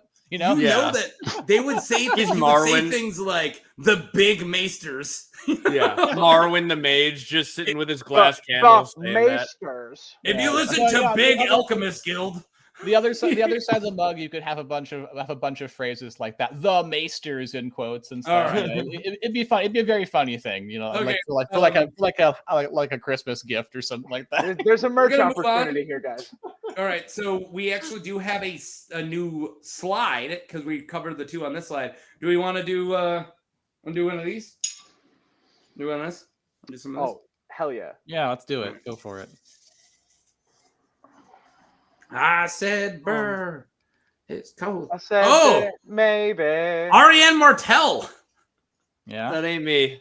That ain't any of us. I don't even remember which one that is. Doing what? Do we want to skip Ariane Martell? No, Like what's- everybody what- does? What's Could do Ariane it. Martell doing? Yeah, Let's that's do the it. Okay. decider. Well, you know, Yeah. you have to. Somebody has to pick first. You have to pick before you know. Oh, I don't even. Can you remind me who the fuck she is? She's a Arianne POV Martell is character. Dorren in- Martell's daughter. She for has Crows. like She's two Dorren major Martell. chapters She in tries one to do an that entire came out. coup. She coos. Mhm. She does a coup. She's got large brown nipples. She's the one who's locked in the tower. Okay. Yeah, she does she's three the princess in the things. tower. This is true. She sleeps with one guy. She gets a kid's face cut in half, and then she spends half a book in a room. Yep. I remember she's who we're talking upset about now. about a Different plan. chapters, guys. Not all She's at upset once. because her dad doesn't communicate well All right. with her. Who's taking Ari? I mean, to be Who's fair, going he's to kind of pretend to roped- be Arianne he's Martell? kind of roped her into his plans. I actually have a lot of sympathy for Arianne Martell, and I like her chapters a lot. R.I.P. wants it. Having Dorren Martell as a father must be like one of the most fucked up. Like honestly, Absolutely. the fact Yeah, that she's like so chill, like gaslighting Martell, to the nth degree. Jesus dude. Christ, like playing those kind, like that's like expecting you to grow up your childhood playing 8D chess as like a little kid. Your ass is just like expected to Yeah, live. can I have a in the juice court of box? court, you know? Can you have a juice box? No, right? No, exactly. Like, All right. he- Who wants Arianne Martell? You'd have to like figure your way to a juice box through like a complex series of mental challenges. If you live in Dorren Martell's house, As great if you as this guess is, wrong, he'd throw an orange at you. this was Now- supposed to be our freedom from tangents. So, It who sounds wants to me Arianne like Martell? RIG wants to do Arianne Martell. Give me this Arianne Martell. All right, Arianne Martell I'll is- defend my girl here. I'll defend my girl. Arianne Martell's grocery shopping. All right. Let's see here. So you know, Arianne Martell would walk into the grocery store and then and she would immediately turn and she'd be like, where are your oranges? You know, and they'd point over and there and she'd walk over the oranges and she'd be like, these oranges remind me so much of my father who's always plotting and making me part of his plans. I just never know what's going on with him. And she'd rant like this for quite a long time. And the shopkeeper would be like, ma'am, are you all right? And eventually she'd turn to him and be like, you have no idea what it's like to be the son of such a powerful man in Dorren. And then, Slowly Arianne undressing. Martell and- shows up and kills the dude. And then one of the knights would come up and try to comfort her, right? And then she'd think in her mind again, she'd be like, this knight, we have such a complicated past. I wanted to love him, he wanted to love me, but it couldn't be. My father. Yeah, all right. Pretty good. I know her character pretty well, right? Yeah. I mean, it was My more impression of a she was third just would have person. banged the security guard and so that she could steal shit without getting in trouble. Stuff that she had. Yeah. I wanted to steal my own oranges, so I banged the knight. I frankly think Arianne Martell's being part of her father's plot is gonna end up being part of what makes Dorn not a power player by the end of the book series. Yeah, a lot of people think Dorn is gonna like we know fall from the Red fast. Vipers, you know, taking his daughters out to that place that Dorn's like water is shrinking and just like their influence over time has shrunk greatly. And so this is kind of like Dorren like having a last gasp at a lot of shit. And I think that he's made a complicated Rube Goldberg machine of a plan, but that it's not going to work out because like he's not necessarily very honest with a lot of the people he needs to be power players in his plan. That's a very polite way of saying he got his kid set on fire. Yeah, it's a very polite way of saying that he made plans exactly. and forgot Very about polite them. way of saying that he got his And kid then torched. Yeah. Right before he was about to die, he's like, "Didn't I have schemes I was gonna do?" And Oh then he's no! like, "Quentin, go do them. Bye." Yeah. Quentin, All right. Quentin, I've hatched this perfect plan 15 years ago. Yeah. Get on it. All right. Now this is just one character, and Theon the Hungry Wolf. And I wanted to cover everything about him, but I will eventually do a video for Theon the Hungry Wolf, so I didn't want to cover it all. But yeah, here's a lot. He gets his own slide though. This is the Stark that was in the 80s band, right? You know, like yes. He's hungry like a wolf. Yeah. Yeah, he's House Dorren Martell. Damn it! I was right there. I know you were. You I got know me. you were. You got. We I'm were tired just of you talking stealing about my jokes. I'm just doing them first now. I'm sick of like, oh, Tom's gonna say something and you say my joke. No, fair play. Fair play. I'm fighting you now, dude. Fucking go get a Hawaiian shirt. Damn Fight it. me. All right, Theon Stark, known as the Hungry Wolf. King Theon defended the North during the coming of the Andals and aided House Bolton. Theon defeated the Andal warlord Argos, 7-star, and the Battle of Weeping Water. That's so cool. He then sailed across the narrow sea to the coast of Andalos with Argos's body displayed on the prow of his ship like a figurehead. Theon burned a score of Andal villages, killing hundreds and capturing 3 tower houses and a fortified sept. The king displayed the spiked heads of his victims along the coastline to deter future invaders. This guy's hardcore.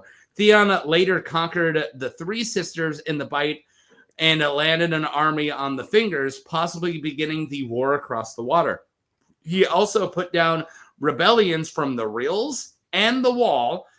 Harig Hor, the king of the Iron Islands, led a fleet of longships against the western coast of the north, conquering the Stony Shore and burning Woolswood. So Harig's son, Ravos, the not saying that word, used Bear Island as a base. Theon eventually slew Ravos, however, and expelled the Iron Men from his shores, including Bear Island and Cape Kraken.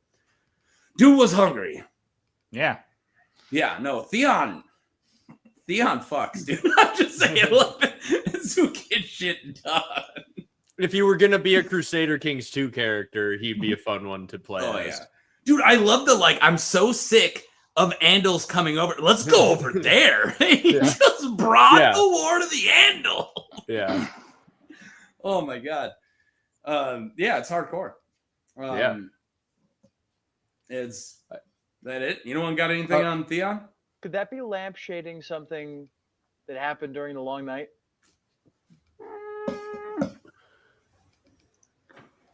So I wanted to say something really quick, just because Andalus is over in Essos, right?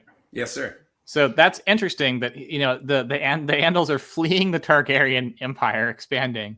And they start trying to come to Westeros, and Theon's so pissed off, he whoops a bunch of their asses, kills one of the leaders, floats all the way over the sea, and just burns a bunch of peasants' homes down there. all these peasants have built some villages on the edge of the sea, getting ready to build boats to sail over or whatever. And this guy shows up, just burns all their shit. An ounce of prevention, right? And remember, guys, the Starks are the good guys. Yeah. Oh, yes, of course. I'm just thinking, imagine being one of those Andal peasants and you're just over there and you're just like, what the fuck? You're just tending your field. You literally don't speak. You have no idea that any of this is happening. You've heard stories of dragons 30 years ago. Are you the invaders? I'm a farmer. So you need a clip of Thanos where he's like, I don't even know who you are. A bunch of guys 3 rivers over, I guess we're sailing across the ocean. We don't know about that. Just you're on this side of the water, aren't you? Yeah. I think I got something for Theon. Here, let me, wait, no. I don't know. Does this count? Commander of the armies of the north. No, that doesn't count. What about this one? Where is the north? Sorry. None of these are landing. All right. What about this one? You're a nerd. I know you are, but what am I? All right. No. All right. All right. Yeah. Also, am I the only one who was watching Monday Night Football and saw what happened?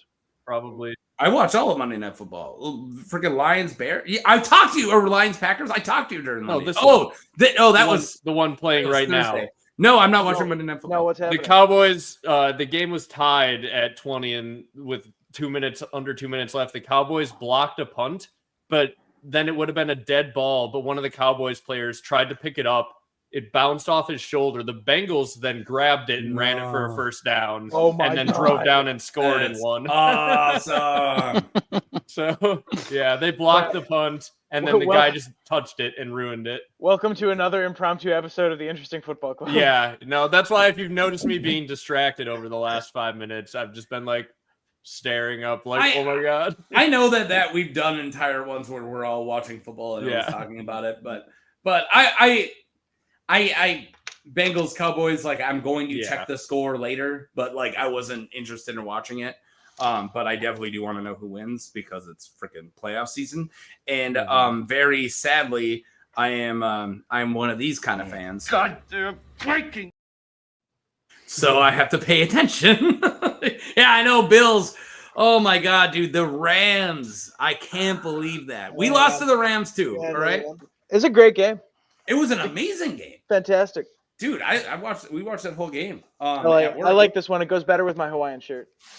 Did you go put a Hawaiian shirt on because I asked you where your Hawaiian shirt was? I have a unique quality where I will yes and almost any bit. Yeah, I know. That's why we work together. That's improv. That's why I made an improv game. Like, it's funny when I do live streams with people who are just wannabe YouTubers and they've never done like live streams, and I realize that they don't have an improv background. And it's like, I want you to know a live stream is just a 3-hour long improv game. Like, I meet those people. I talk to those people, and I'm like, is hanging out with your friends not fun? Right.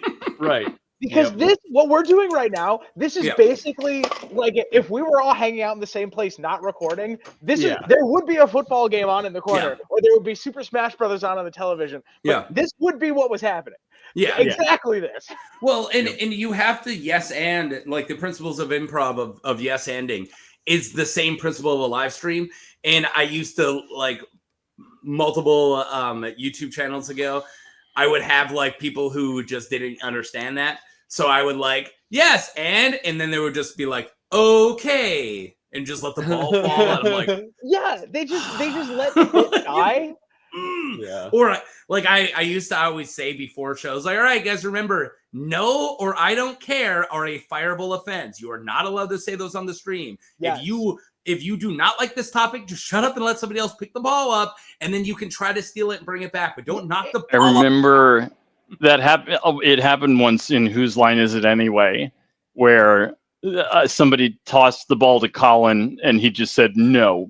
And like they all just lost their shit because like it was obviously a bit that he was doing. Yeah, that he knew he's not supposed to do that. Yeah.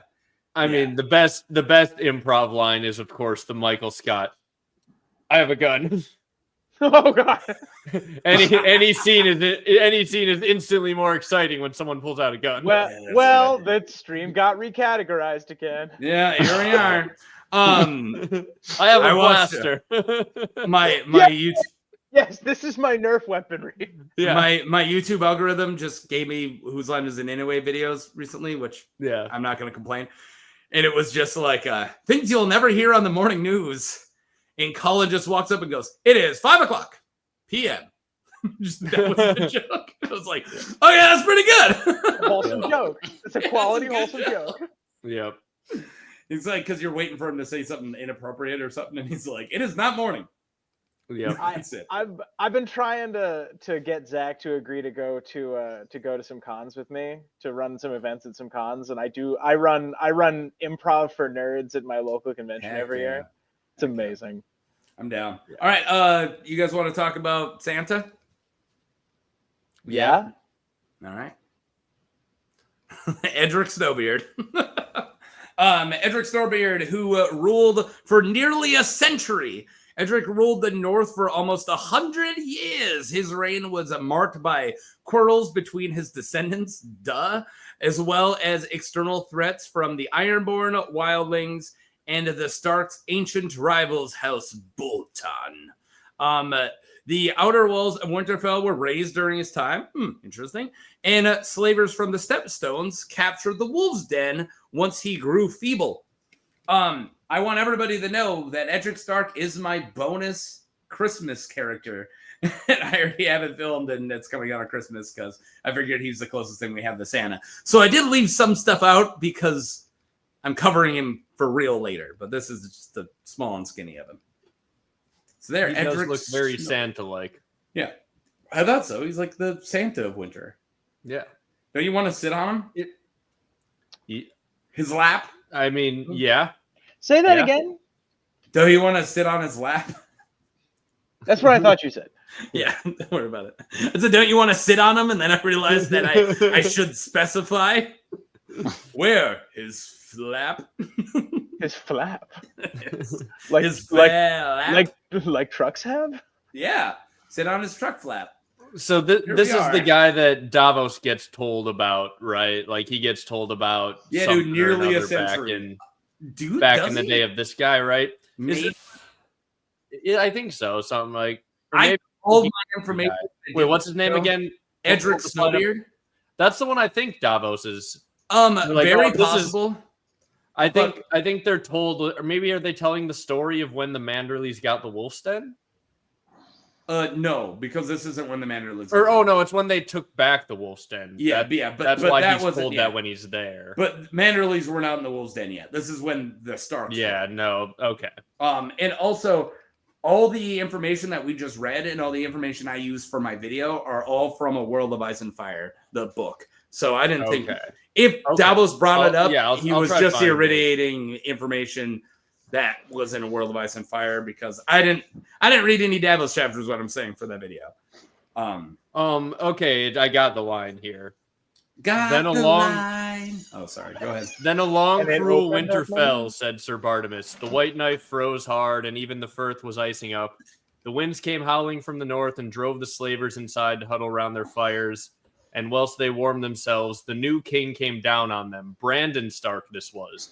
Edric Snowbeard's great-grandson.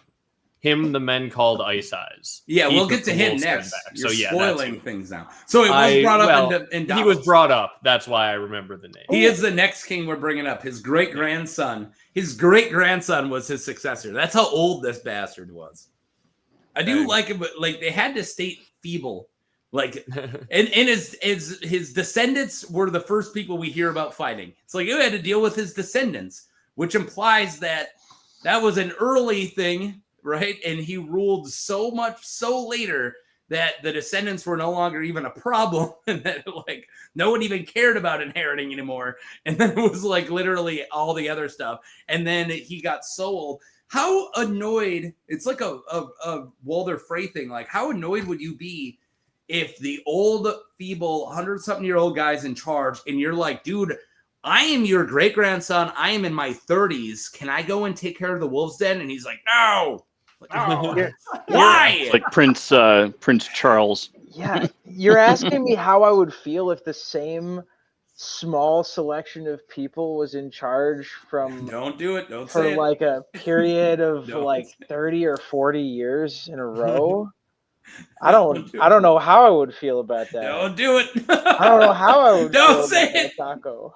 Personally, I'd feel great. I'd love to be a fuck off heir to a kingdom that like I had to do nothing for because dad's just never growing old. I would hunt in the Wolfswood every day and like gallop around on my horses, and I would sail the world, and I'd be like, everyone would be like, aren't you worried about the throne and shit? And I'm like, he's never gonna fucking die. That guy's been alive forever.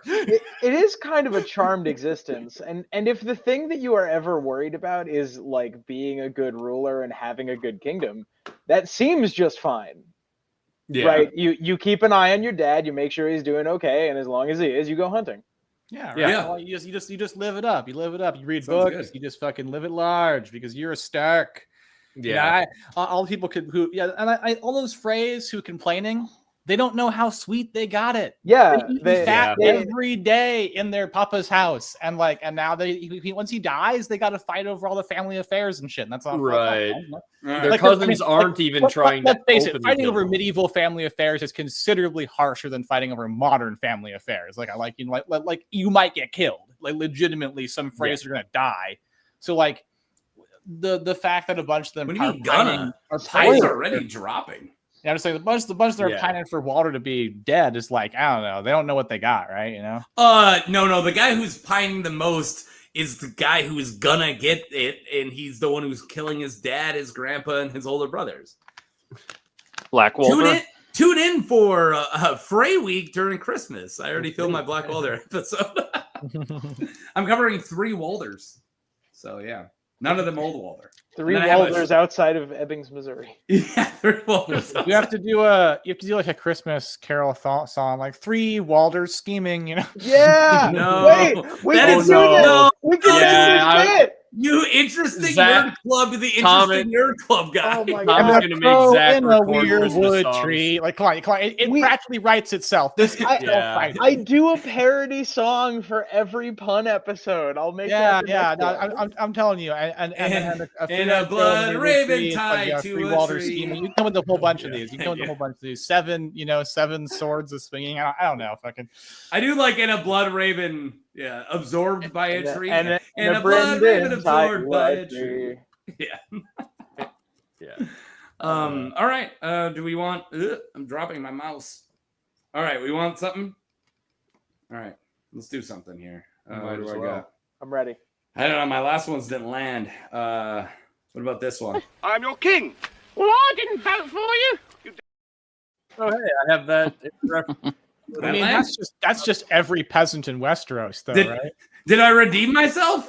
Oh yeah, that's a good one. That one's a relevant one. Yeah. Totally redeem yourself. You walked into that one, You know suckers. what? You know what? That one's good too. Yeah. Ah, yes. That one good. That one right. That one track too. All right. We got anything else for Edric Santa face? Nah. All right. Let's talk I about really, this. I really like. Grandson. I really Great like grandson. the rendering on this robe. It's wild. Yeah, no, it's awesome. I don't know who this No, Elio guy it does is. look but very he's real, awesome. doesn't it? Mm-hmm. And All right. soft. Brandon Stark Ice Eyes was his great-grandson. Brandon recaptured the Wolves' Den from slavers originating from the Stepstones during the long, cruel winter. He stripped the slavers naked and gave them to the ex-slaves who were chained up in the dungeon. Hardcore. Yay. And they hung their entrails in weirwood trees. Yep, I left that part out. Yeah. Oh, well. That was the part from the line that I read earlier, so. Yeah. And then they all said, Wow. What a hole. sorry. And then they all said, "Wow." Wow. I just think they're neat. Points at entrails in a tree. Oh man, that's pretty good. You got anything for Brandon Ice Eyes? So he's an other, right? Yeah, I've had this thought before. He's just straight up an other, right? I don't know. He's just a dead The guy, Starks, right? the Starks definitely seem to have some othery power whenever anyone makes them really angry. Like they're not Ooh, connected. 12 Days of Star Wars. Yeah, like you know, it is really weird. Like you guys have noticed, like especially these early Kings of Winter, Yeah. like none of them sound like the good guys. Like none of them seem like they're good rulers. Half of them are like somebody put foot in our land, so we like genocided. We super heavily went more than we should have. Or the other guys are like, oh, then we just conquered the sovereign nation, took it over. So like a king either took over land or somebody took some of their land, so they killed everybody. No, so these It's old so Starks, awful. while they don't seem like good rulers by our standards. So like, there's this channel that I really like called like NOJ Rants, and like just a bunch of interesting videos in Russian history. Very Are you cool. gonna? But that was the style back No, then. Abby? listen for a second. So Russian history, right? Russian history, like everyone thinks in that, like who doesn't speak Russian, that Ivan the Terrible is a bad guy, and that Russians think of him as a bad guy. No, he's actually the second most popular ruler in Russia behind Stalin when Russians are polled, and it's because like he was a state builder. And so the translation in Russian is actually not even terrible. It's something closer to like conciliator, I think. I might be misquoting that, but it means someone who's basically like organizing the state. And there's seen as like this power behind this autocracy, this strong ruler who can subjugate those who are uppity and build state. And like that's, I think, what a lot of the Kings of Winter were like. Like these are kings who they're cruel and fucked up, and we don't like them. And characters maybe in quieter times also don't like that turbulence and don't like that warlording. But these guys were also building the North. They were building the Stark house, and so like they're probably remembered a little bit more fondly, like by people in the universe than we would. I see what you're saying. I'm sure they're probably remembered by the people who write the history books. Yeah, but I'm when sure I they're was probably Ivan the remembered by Terrible, those guys. I do want to remind everybody. In their time, though, I think they probably were pretty fondly remembered. Ivan the Terrible might have only been fondly remembered. Who could organize the Stark lands and the people under the Stark rule. If all the peasants who were under the Stark were probably like, yeah, these guys are cool. We like this guy. He's off slaughtering people that we don't enjoy. Like they probably had popularity. I want to please just educate you or remind you of something. He did invent the first secret police like 200 years before Stalin did, who just murdered his enemies in their sleep. So that's probably why everyone thought fondly of him, because all the ones who didn't got killed and erased. No, Ivan the Terrible and I'm totally agreeing with you. And I'm totally agreeing with you. And what I'm saying is a lot of people. It's like how after World War II, all of Hitler's generals were like, "Well, if he'd listened to us, we would have won." Oh, God. Well, they all said that after the fact. Things Hitler's generals said after the fact can't be. Can we not say the Moving on. Moving on. We're trying to dissect the writings of Hans Edderion So point being, I agree with you, Taco. I'm not trying to say that Ivan the Terrible was awesome. I'm trying to say that I get what you're saying. That I think these old like they're even described that way in the books. They're described this way as like these hard men of winter that are as hard as the conditions they have to face to cleanse the house. Like I think they're looked at as like kind of like these honorable dudes because of that shit, because they did these bad things, you know? Yeah. Point taken. I'm gonna do this now. Stick a fork in it. There you go. That's my. Do you guys like that more than my stay on target? I don't know. It depends on the context, yeah. Right. I think stick and fork in it needs to be like, all right, jeez. Please stop talking about anyone who did genocides. I know I brought it up, kind of. I might have. I think I might have. Well, hey, the Kings of Winter. We're talking about the Kings of Winter, you know. Yeah, we were talking about just we did a whole stream about people who did that. Yeah. Yeah. Now let's talk about a guy named the Shipwright. So he seems cool. He loved to sail, and he built up a mighty northern fleet of thousands.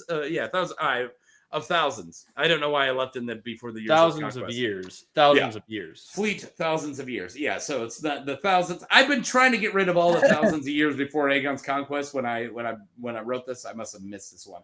But yeah. Oh, you're trying to edit the history there, Mr. Mason. Yep, because I'm the winner. Because I won. Yeah. No, trying to tamp down on the real truth. I want so that no. Figure out. Keep talking. It don't matter. None of this matters. Just to remind you. Oh, and also spoilers. Ned Stark dies, by the way. Nobody. Yeah, just in case you didn't know. Can you imagine if I played that during the stream and somebody's like, wait, what? I just started the books. Like, no. I was almost Rosebud was his sled. No. Darth Vader's his father? Which house is Rosebud? Was very interesting. House Rosebud.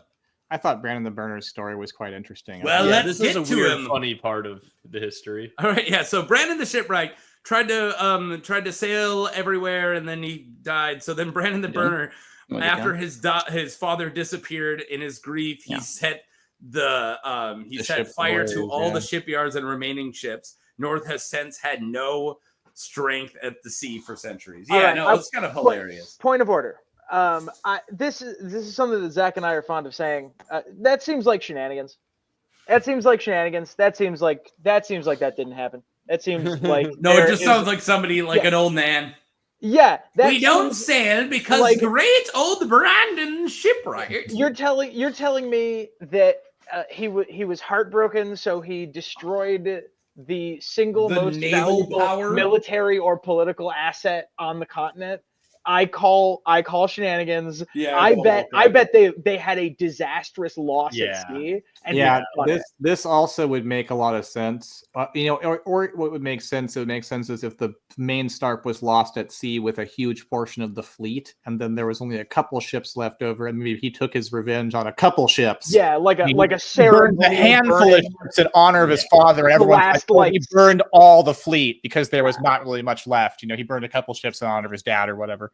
Shenanigans missing. So the numbers aren't inflated, is what you're talking about. Yeah. I like that theory, Tom. I agree. I think that the disaster was much more likely. Something happened that hurt the fleet, and it was not necessarily what was being remembered here. And what they needed to do is find a way to pivot that into positive publicity somehow. Yeah. So what got written down is so it becomes a fun story for the king to do something out of grief. Yeah. And they would have gotten away with it, except for the fact that in the winds of winter, the others are going to sail down on all of those ships that they've been holding in the north. For That's what Ashface was talking about. Wait, that's where he sailed. That's where Brandon the Shipwright sailed. That's where all the ships went. The others took them, and they're like, we cannot tell anyone. We just gave the others a big navy. Oh my God, they all went to Hardhome. All went to Hardhome. Yeah, the only real historical examples I can find of people intentionally burning their own fleets is to basically prevent their men from basically showing their men that we're not leaving. And we're not going you know. Oh yeah. Really what an interesting interesting is if the comparison. fleet got blown off course and it ended up in Essos, and then Essos got hit by all the White Walkers, and Westeros had no problems at all, and they're all sitting there just like chilling in the snow, being like, "When the fuck is this going to happen?" And Jon's just like, "Keep waiting, men, and they'll be here any day." It's just like years go by, and like nothing fucking happens. That sounds exactly like what Essos Jon just Stark is savage. Hang on, I have an Is there actual, another- I have an Yeah, actual thing to say. Rusty, I think that's a very interesting comparison to make, because Nymeria's ships were like, it wasn't a fleet, right? She did burn them. She did. 10,000 ships. Yes, but they had been at sea for 3 years. They were not seaworthy, and they weren't battle. They weren't battle vessels like from the get-go. Their craft were like weird craft, not fighting ships. That is actually kind of precedent for this theory, because she burned them as a political play to prevent people, like as a symbolic. Well, is it symbolic, or is it saying we're like keeping her people from wanting to leave too? Like, yes, she prevented her own retreat. Yeah. It can be a little bit of both. Yeah. Absolutely. So what the hell happened to It's also an expression of solidarity. Like, I'm burning all the ships. That's I'm not like leaving the fun, one. political, cute way of looking at it, but it's really every political act you have to look at what the sinister act underneath it is. You know? I'm sorry. Well, they also had, different. They also just simply had like different values for human lives at different points in history too. You know what? Whenever did the ruling class value human lives? I was gonna say, what about just House Bolton? I don't even mean the ruling class. I just mean like regular people. Yeah. You know. I don't know. Values have changed over time. Exactly. We want to do one? I was thinking, wouldn't it be interesting if one of the Starks had burned these ships, like going off to battle or something, like in an act like that. What if they sailed those ships to the north to fight the others and then burn them all? Imagine he did it by accident. Or what if somebody else? He just accidentally burns his whole fleet, and he's like, "I did that on purpose." Yeah. What if somebody else? You're going there too. Somebody else burned the fleet, and then when they rewrote the history, no, we did that. Like Victarion's attack on Lannisport. Absolutely. What if the Lannisters? What if that happened to them and the Lannisters win eventually, and then they're later. like, "No, we burned our fleet because I loved my dad." Who do you think would have burned the fleet? Who would they have been fighting? Do you think? Skagosi. I think the others is probably a very reasonable statement. Really? Do we want to think they're one? fighting the others at sea and they some burned the others fleet got to help keep onto them the or something? ships and they burned them. And It's that like lit the whole movie fleet. Ghost Ship. Aren't the others dismayed by fire? Yeah, that's what I'm saying. Perhaps they had to burn the whole fleet to stop because the others others. were Because, aboard. do you guys remember the letters that John's getting where dead the things in the Ironborn water. bro is like, he's like, dead things in the water, and it's an interesting thought of if dead stuff gets on the boats, if they burn the boats. So Cotter Pike's letter is one of the chillingest things in the entire. That's book, Cotter Pike. Yeah, like Cotter what if they Pike's can? Dead stuff in the water letter is one of the scariest. Yeah, because what I'm envisioning is like from the Pirates of the Caribbean, where you just have the skeletons walking along the bottom of the ocean. Yeah, so it doesn't even matter that they can't swim. I'm imagining in World War Z where there are derelict ships which are home to nothing but zombies. Yeah. I'm gonna pull. All right. Who wants? What's Maegor the Cruel? I can do it. All right, I'll do it. Okay, well, I'm just saying. I feel like I need the volunteer to one. Who hasn't done one? Tom's done one. Random's done one. I Michael, it's me or Rust. Come on, Rusty. Be Maegor the Cruel. I'll be Maegor. I can do Maegor the Cruel. I just right. I have no improv background, so I've got no clue what I'm doing. Well, I have great news. You now have improv background. Yeah, you do now. I mean, I don't have an improv background. All right, you are Maegor the Cruel. Just go for it. Oh my God, I'm not making this up. Sorry. You were walking in on your mom in the shower. Oh no, Visenya. That's very in character for Maegor the Cruel, though. I'm just gonna say that's pretty in character. You are Maegor the Cruel walking in on Queen Visenya in the shower. Okay. What the fuck is that thing you're standing in?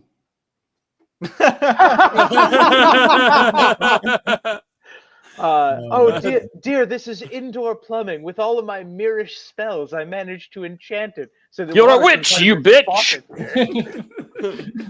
Don't you? I'm going to cut off your toes so you can't run away from me. I'm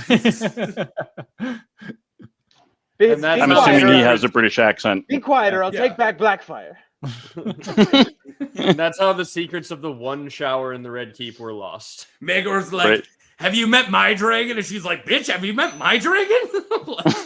I was gonna say though, no, for real though, since they have piping in Winterfell to bring hot water to baths, like don't get Michael started. Why would they not have showers? Please. They must have showers. Lost technology from previous generations. I'm just saying. I agree that they probably had showers. They can't.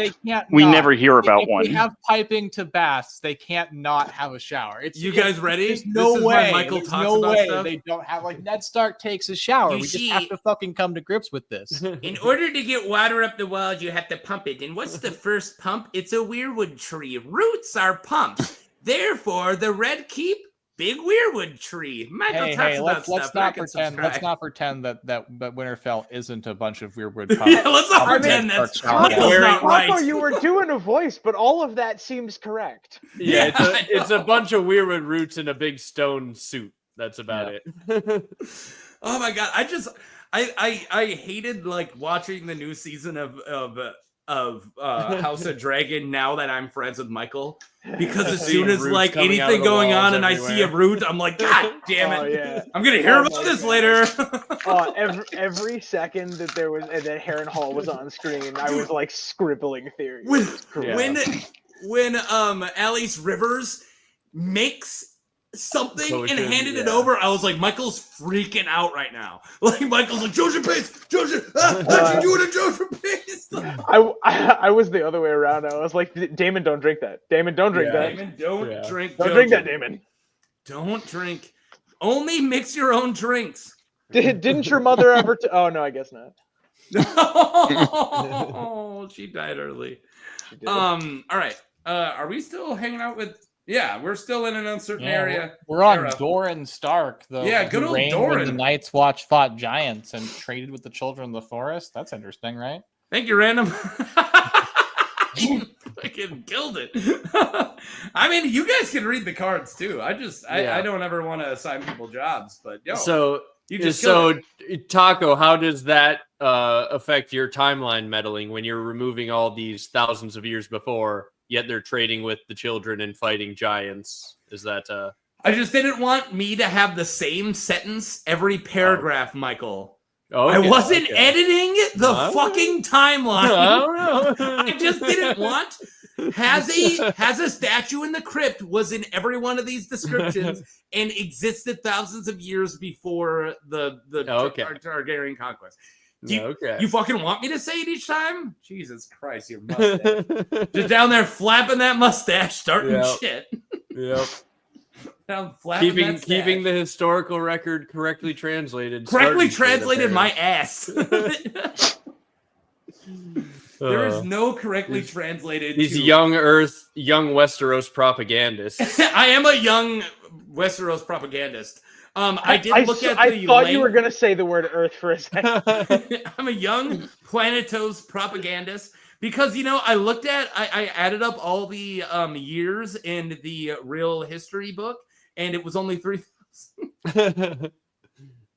No one's ever tried to do that math before of adding up from a book. Was it Moonman who said that? Imagine being the first guy to discover like a Triceratops skull.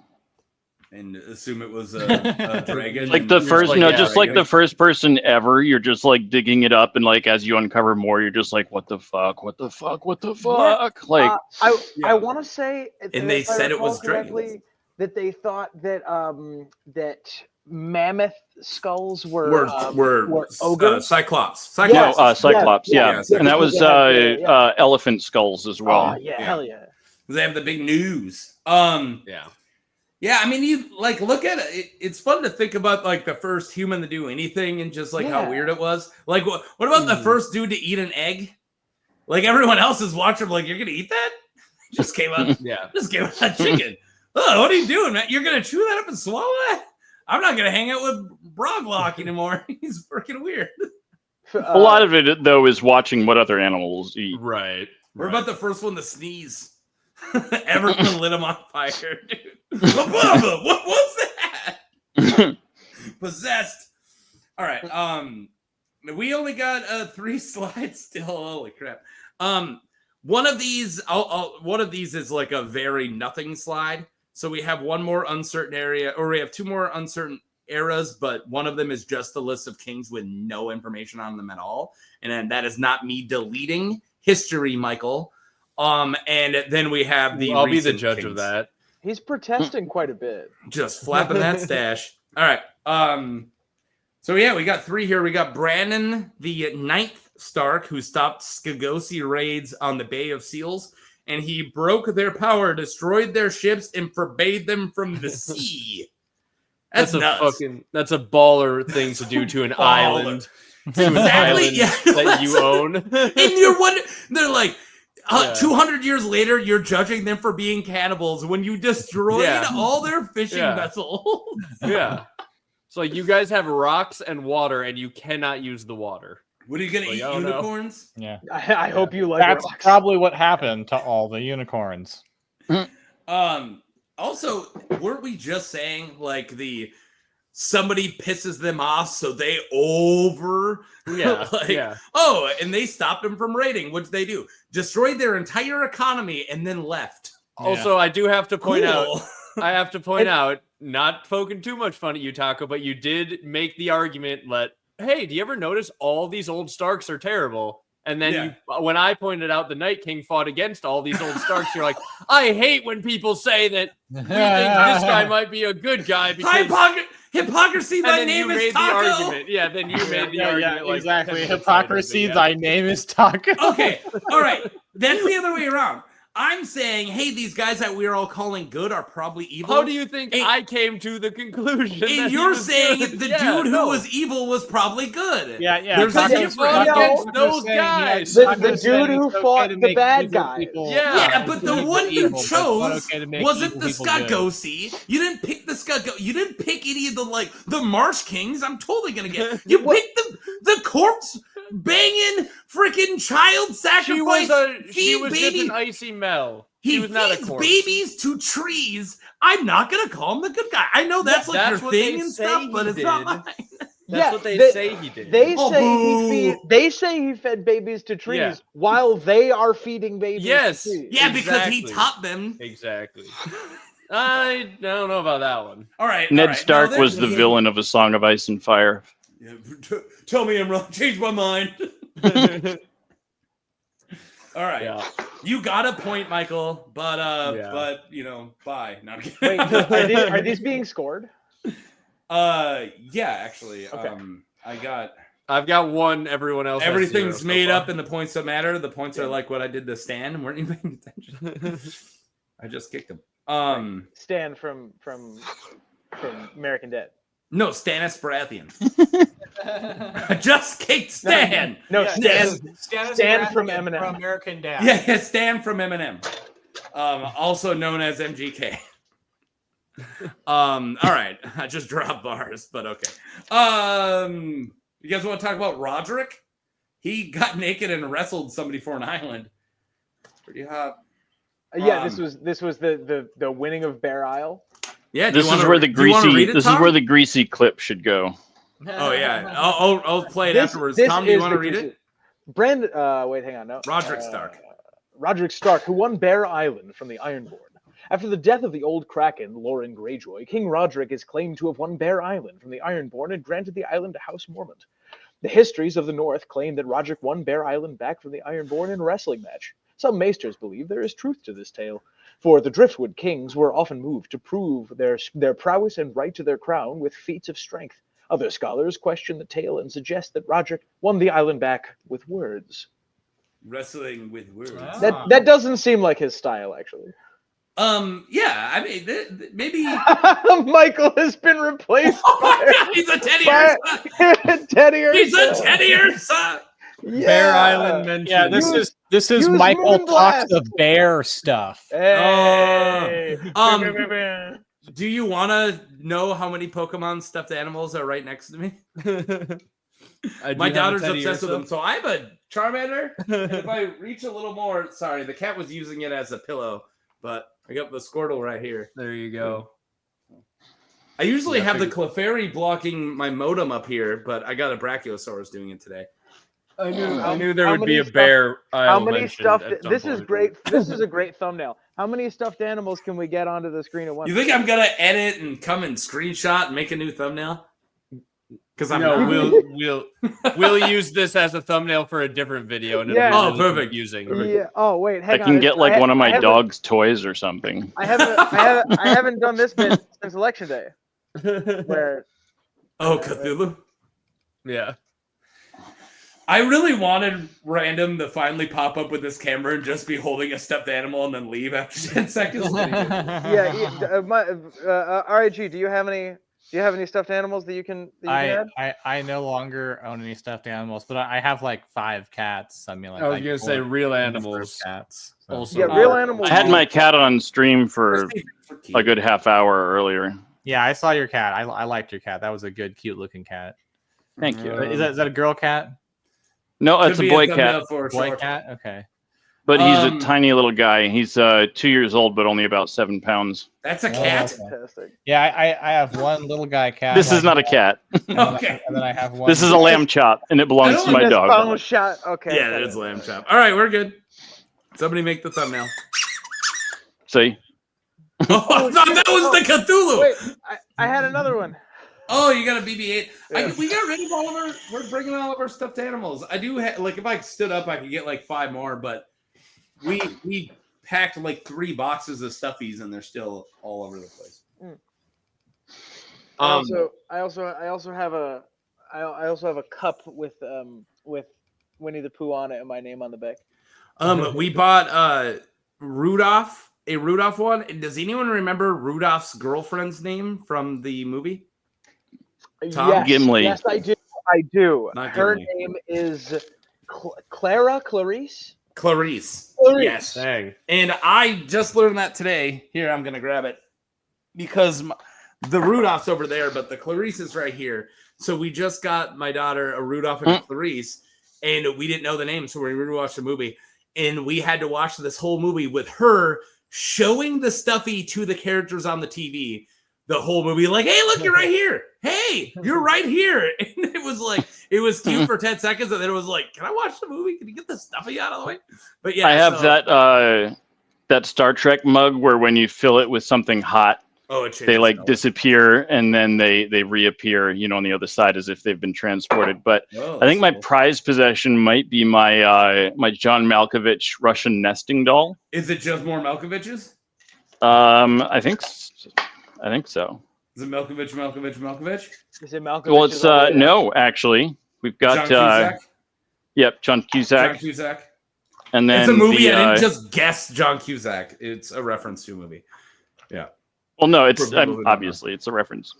Yeah, well, I mean, if people don't know that there's a movie called Being John Malkovich, and you're like, no, inside John Malkovich, I'm like, is it John Cusack? Somebody who doesn't know the movie would go, wait, what? No, you're right. You're right. I also have a biblically accurate grimace.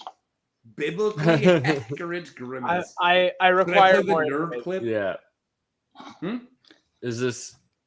Was Grimace described in the same way the Bible used to talk about all the UFOs? There's like wheels within wheels, and then Grimace came and took No, this is more like the description of angels. Grimace has 666 heads, each eating There you 666 go, yeah. hamburgers. Oh, Yeah. nice. All right. Where were we? Did we finish off this one? No, we still got No, Harlon. we started that one. Go to Harlon William Stark. We got distracted by banning the Skagosi from their boats, and then wrestling Bear Island, and then I was. Oh yeah, there, do you guys think and it then- was a wrestle? Like, was it a debate or a real wrestle or just like a killing? Look, if Probably it was real a, wrestle? If it was a right? debate, they would have said a debate. I Yeah. don't know how that gets Man turned into straight up wrestling. wrestles people for their Yeah. loyalty. Like that's just wrestling match real. Seems like all their style. Like why? I don't know why you would make that up. I don't know either. I'm just, I'm just trying to do my job, but whatever. Yeah, just no. yell at me about it. I mean, I just was, putting it forward so we could all talk about it. We're not Jeez, yelling at Taco, you, Taco. We're yelling at the hypothetical. Why would you ever person think we're- that, Taco? You're I asking wasn't. on behalf Yeah, of. I'm not mad at you. I'm never mad at you. I'm always just mad at the Maesters. Yeah. Back to your big maester Yeah. turning the frogmen gay. Yeah. They say that he wanted in a wrestling match. A wrestling match. I don't want to brag, but I could fight a bear. The direct quote from Alex Jones. Starks nowadays don't know how to wrestle. I don't want to brag, but I could be It is an interesting question of what's the largest, most dangerous animal you could take 1v1. Oh my god! I have a story about this, dude. Tom, you fed that to Tom. You knew Tom was gonna Tom out. Who did Tom? What did Tom beat up? Tom boxed a dog one time. 4 reasons I love polling. I find them extremely interesting. And when major political polling firms are bored, they poll just dumb shit. It's great. Yeah. And in, I want to say 2019, 2020, they did a poll of Americans asking them if they thought that they could beat animals in a fight. Yeah. And have you read this? I'm so sorry. No, but I can beat animals in a fight. I'm answering the poll. So included on the list. Raise your hand, and RIG, I'm gonna have to get you audibly. Can you beat a rat in a fight? Yeah. Oh yeah. Go ahead, raise your hand. How about a house cat? Yeah, definitely. I do it all the time. Oh, it's happened. I beat the crap out How of about a goose? Yeah, definitely. Yeah, they scare I me. just But I if it just was life saw or a death- goose up close today. There was a farmer that some farm lost a goose. There was a goose at our farm. I was like, I don't know if you're friendly or not. That's a big beak, but I know I could fight. And It's the fact that they- I killed one. I killed one with a single blow from a shovel once. All right, there's nothing special about that's them. not a wrestling I've match. fought geese That's- as a child. I that's fought shovel geese side. as a child. They attack you if you go too close. It was a right? euthanasia, but yeah. I'm the good factory friends I with work at, this we do it goose, all the by time. the way. This Go goose is now ahead, looking for Tom. his home back. I'm moving up the list. King Cobra. No. Could you Get a weapon? Now we might need a weapon. Yeah. Now here's the problem. Now we have to define the fight because at absolute best, in a cage match, that Cobra's getting a draw. Best case scenario. No, I could take. I don't think I could take one every other time. But if 10 knees fought 10 cobras, I think I would win 6. Well, that Cobra is never winning. That Cobra is at best drawing. The Cobra can bite me and I can die. Is this Cobra? But that Cobra is dead before I am. Right. Oh maybe. I don't know, man. Maybe I distract the Cobra into biting something else first, so he loses all his venom. So let's narrow the they question. will not Let's attack narrow the inanimate question down. objects. Where is this fight taking place? Is it close enough to a hospital that I'm not going to die of the poisoning? Like in How a big random, of what I would Rust consider double? fair fight, I think I lose to a Cobra because I consider me dying, me losing. Yeah, A draw is a loss, not a win. I would say I Fine. lost. I accept this. On that poll. Okay, moving with on. no Next other animal. information, I would say I lost. Large dog. I stopped it. Ooh. So this is where it fully comes down to a lot of luck. Is this dog trying to kill you? Is this like Yeah, dog trying to kill you, you trying to defend So the yourself? dog knows the stakes? Oh, man. I would like to bet on myself. I wouldn't want to get in the fight, but if it was required to win, I would think I have a chance. I don't think I can. So how big of a hold on. dog? Like a large dog? I'm pretty sure I could get it. I'm pretty sure I could pin it Yeah. Like, I'm pretty sure I could just climb on its back and pin it to the ground so that it couldn't kill me. I just don't know where I would go from there. I'm sorry, but I think a dog's gonna bite into my arm. Yeah, and I'm going to bit. feebly attack it a couple more times until I'm down, and he's gonna try to neck snap in that thing. I give myself I'm losing against like a good dog. I give myself coin flip odds. Yes. All right. The police have to train dogs to go for the arm. So like a regular wild dog isn't going to go for your arm. We have Kings of Winter. We have a lot left. So I don't know. Dogs are very dangerous. What really gets me about this poll is the number of people who, when they said beat rat, that they could beat rat, 72% said yes. Yeah. So there's which 28% of people can't beat a rat. Yeah. Similarly, 8% of people said that they could beat an elephant. That's a brave 8. And I have bad news for those 8% of people. Yeah. No. Like, if the question is no weapons, I don't understand what those 8% of people are thinking. No. See, I don't know, man. There might be just some good, you know. They're just thinking they could beat the elephant, but they don't believe they could do any damage to it. I have played a monk. Like I could probably trick an elephant into running off a cliff. I played a monk in D&D that did beat an elephant. I two-shotted it in the head. I jumped up on one. Wham, wham. There you go. Yeah. So Taco has actually beaten an elephant. I have beaten an elephant in Dungeons and I Dragons. rolled well. You could use also, what if they were thinking like beat the elephant at chess? Because I think I could do that. Oh, I thought you were gonna say euthanism, like I could choke the elephant chicken. I could use the strategy of like the one time I've been in an actual kind of fight with an elephant. No, so have any of you ever been in a situation where you're roughly late teenage boys and someone's like, hey, I got MMA gloves or boxing gloves, and we're in a basement. We used to fight in the backyard all the time. We used to beat the tar out of each other. So I was in one fight once, and we put on the gloves, and like we touch gloves and get back. I'm like, okay, I'm gonna just do a testing jab. So I just do like a no power, just like, and the guy doesn't move. I just catch him directly in the face. I'm like, it's probably pretty hard to dodge a punch, huh? I'm gonna win this fight 1-0, and then I just guarded my face. He threw a punch, I caught his arm, and we grappled until they broke us up. So if you land one punch on the elephant and then get away, that's your best strategy to win the judge's decision. Elephants are you go for a technical knockout. Bro. Yeah. I know you have to hope you get a one little jab and a judge's decision.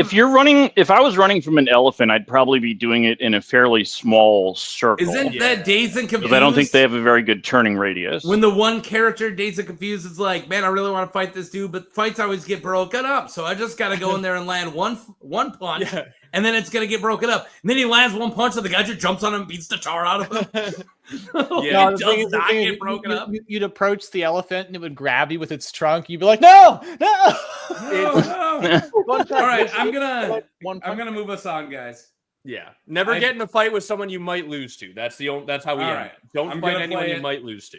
I'm gonna play it. No offense, but it sounds like some fucking commie gobbledygook. I meant to click stay on target, and then I clicked gobbledygook, and then I was like, fuck it, I'm keeping it. Too late. Thank you for entertaining my polling tangent. I have many more. You're welcome. Harlon William Stark, from when House Bolton rose up in a rebellion against the Starks, Harlon laid siege to the Dread Fort for 2 years and starved them out.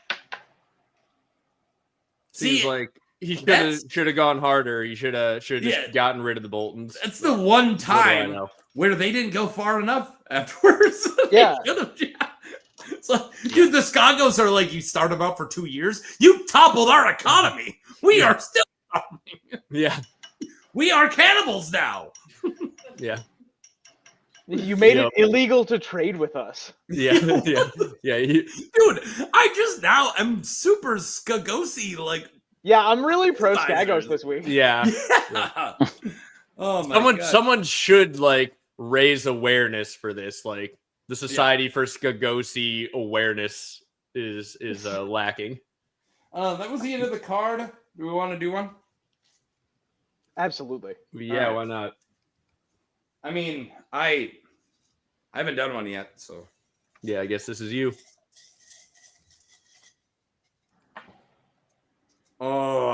Lame. Theon Greyjoy. All right, what's Theon doing? You have to sing like a Castrani. No, we'll see. Theon Greyjoy going out for a run. Can I make a motion and request that this be Reek, not Theon? Yeah. No. Yeah. Damn it. No. We'll go with it. It's better. I think it it's should better. be Theon when he's regaining himself from being Reek, so that way he's still Or- running in a no. bunch of pain because Should it be me going through the... No, I think I should go through the entire story arc of Theon throughout the run. But all on this one jog. Yep. All right, ready? Yeah. Okay. This is good. I'm the best runner. I can run all day. I'm faster than that guy. I'm faster than that guy. I mean, I'm from a whole family of runners. I'm going to go bang a bunch of chicks. All right. You know what? I'm going to run all the way to that castle. I'm going to take that castle. Okay, that's good. All right. Now I'm running with less fingers and toes. Okay. It's a little more aerodynamic now that I don't have that thing between my legs. But okay, this is really bad. I'm going to stop and eat a rat. Okay. I'm pretty good at running. I think I can run. All right, I'm going to run. Okay, I'm going to run for me now, not for hot chicks. I'm just doing this for me. There you go. All right, I could have done better. I was I'll work on it. the whole time you were doing that, I was trying to think of like, if you think this run has a happy ending, you haven't been paying attention. I couldn't make it work. No runs have a happy ending for me. I'm always just panting really badly, hand on both knees, like I'm only halfway through this run. Like Ramsay like picks up the water bottle and All right. I haven't improv in a long time. Now I'm self-conscious. All right. We could just speed run all these guys because we know nothing about them. These are just statues that Bran saw. Right. So yeah, Benjen the Bitter, which is amazing. And then Benjen the Sweet, which is hilarious. So there's bitter and there's sweet. Yeah. And there's I Why really are wish they they would called get that? more than 3 names. And then Euron Stark, Euron? Euron Stark, yeah. Euron. Urine? It's good old Euron Stark. Euron Stark, yeah. You're in. Is this I think it's related? Eyron, like Myron, like Wait. Myron. Like Eyron. Wait, is this related? Is Thank this you, etymologically related to Euron? No. Well, probably. Theon Because is a Theon is related to. Theon. Huh. Edderion. I think it's Eyron. Bridegroom. Oh, Edderion. Oh, yeah. Edderion the Bridegroom. Edderion. Thank you. Yeah. Walton the Moon King. All right. What do you have to say about the Moon King, Michael? Stay tuned. I have moon videos coming. Soon. There's a Walton the mention- Moon King sounds like one of mentions of Frank the moon. Zappa's children. Anytime there's a mention of the moon, somebody's like, Lightbringer was actually when the moon broke open and dragons came out of it. There's mention of the moon in the 2+ hour video that I hope to eventually finish and edit. Yeah. Did it? When you hung out with you did a David Lightbringer stream, right? Did you guys get to the moon? Because he talked about the moon for an hour. We actually have another live stream coming up where we're just entirely talking about the moon. And basically he's going to give his moon take and I'm going to give a slightly different moon take. And then we're going to see. You're going to give your takes of the moon? All right. Yeah. Well, anyways, Walton was the Moon King. And there is a Moon Boy who, by the way, I don't know if you know this, is banging Cersei. Yeah. And then there's Brandon the Bad, ominous, Jorah Stark, Jonos Stark, and then Edwyn the Spring King. Edwyn. Those are all great names. Yeah. Except for Jonos. Yeah, I do kind of wish we knew more about the Moon King and the Bridegroom, but yeah, what's with the Bridegroom? Right. Like that I feel would like make Brandon the Bad gave himself his own nickname. Yeah, he's bad. He's bad. Sorry. Edderion the Bridegroom makes me think that like if ever there was a someone who was like, hey, you're almost a Stark, come marry a female Stark, and you're gonna claim to be. Yeah, like, you're right. If there was like anybody who got to be a Stark via marriage, it would be the like he Bridegroom. could even be the next male in the lineage, but he had to marry the like daughter of the You're actual completely Stark right, type yeah. of thing. Like Because that's what it makes me they think. do that a lot of like there's like a Wanderer Stark, like someone the Wanderer, Walton. I can't remember the first name of the Stark, but he like kind of just goofs off. He leaves. He's just like a third son or a cousin or whatever, and he just leaves. And then they get down to they're running out of Starks, and then his daughter like swoops in out of nowhere to marry a Stark because they need another Stark. Gotcha. So it's like, they just have those like, hey, whatever happened to Weird Uncle Frank Stark? And it's like, oh, I bet Weird Uncle Frank Stark has a son. Yep. And if you were wondering if Weird Uncle Frank Stark is Uncle Frank from Home Alone, it is. And you nosy little pervert, I'm gonna slap you silly. And if you had Home Alone referenced twice on your bingo card, go ahead and knock that off. I would have in a I taco have more, stream. don't I? Yeah, no, I would have had at least 3. All right, dude. He it's always weird has where Home I'm Alone at. It's like Home Alone is probably my second most like thing I reference with clips, and Wayne's World's number 1, and then Pee Wee Herman's somewhere in there. Scream your head off! We're miles from where anyone can hear you! Oh, come on. No one's going to laugh. There's people on the other side of the door. That's one of my favorite lines. The door, and they're on the other side of the door. And he goes, go ahead and scream your head off. We're miles from it. Anyone can hear you. And he's like 2 feet from somebody. I've never pee-weed, I'm afraid. Yeah, I don't know the context. Crime. I love that story. I only know the memes and random scenes that I've seen, yeah. Yeah, I only know the one scene where the lady turns into a troll in the car. Pee-wee's Big Adventure is Tim Burton's best film. I don't care. Changed my mind. I won't try to. These are very exciting takes. But I will be right back. But all right. I'll be right back. Oh, I don't have it. I got rid of it, dude. I had it for last one. Yeah, I got rid of that one. I'm so sad that at the one time I'll play this. Have you had enough pain? Never! I did have another Home Alone. If you had Home Alone 3 times, go ahead and mark that on your bingo card. Yeah, and that's it. All right, this is a good time now that we're getting into modern Stark. So we only got 2 Stark Kings of Winter left. I'm going to repeat his super chats if you guys want to send one, and also PayPal in the description. Last card. We're gonna do another one. Who wants to go? Can we hear what it is? Oh yeah. You're right. That was the original. It's gonna be Tom. Tom wants to go. There's a chance of this.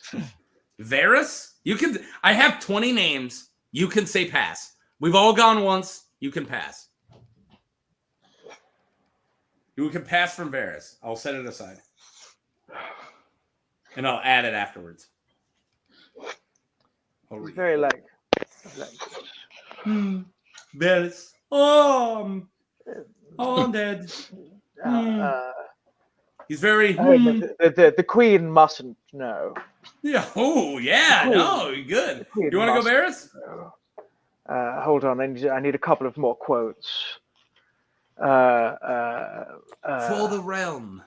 For the realm. Someone must. My lord. And what of your daughters' lives? Do they mean anything to you? All right, I'm ready. All right. Boom. Varys is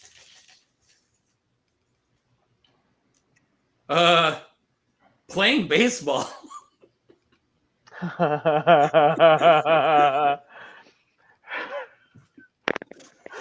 Sorry, my daughter helped me come up with a lot of these. There's playing with your favorite toy in here too.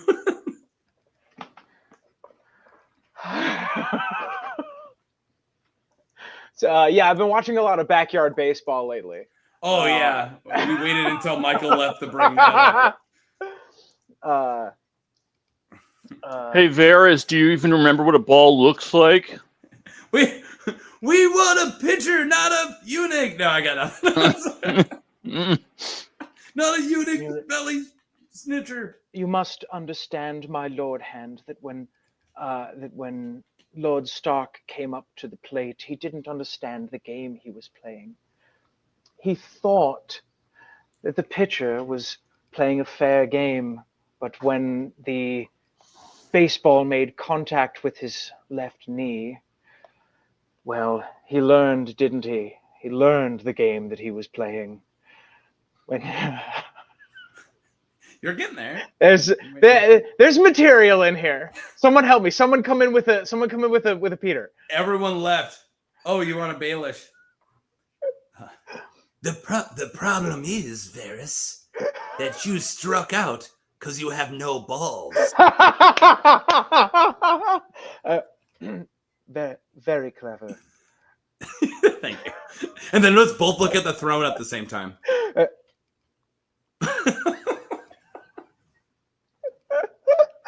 That's a good game. That's a good game. It's a good bit.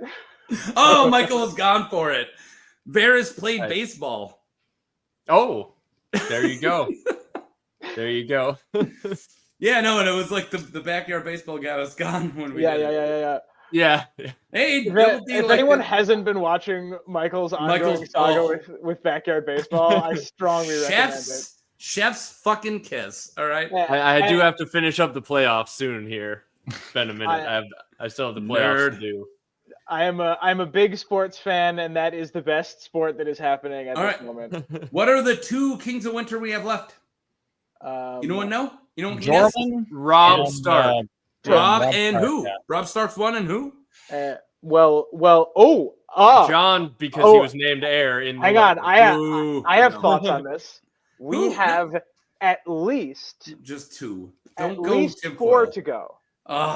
We must. There we go. We have Torren, of course. Yeah. Torren and Robb. Now, Robb, what crazy thing do you have to say? John is currently reigning. No, he's not. John is named in the will. What do you want? No, probably. How do you know? For 1, we don't know if he actually is, and for 2, no one's seen it. And of course, for 3, he is dead. Yeah, that's fair. Most importantly. And strictly speaking, Euron Greyjoy is the king of the Isles in the North at this moment. That's fair. He owns part of the North. All right. Well, that is self-styled, and I did do research for this episode, and that is the research I brought. This is what I have to say to that. I hope so, because I'm so damn lonely. Not even Animal Planet does it for me anymore.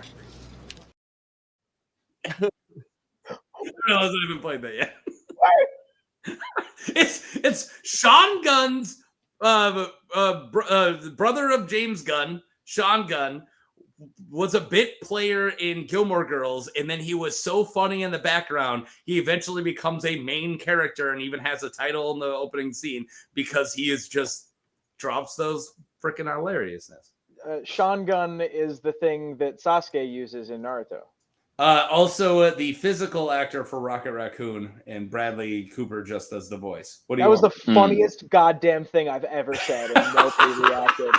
That was the best joke I've ever told. Welcome to me. I drop gold to blank faces all the time. Having Moon Man on, I think he just messes with me because I'll like drop something I think's gold, and he'll just like.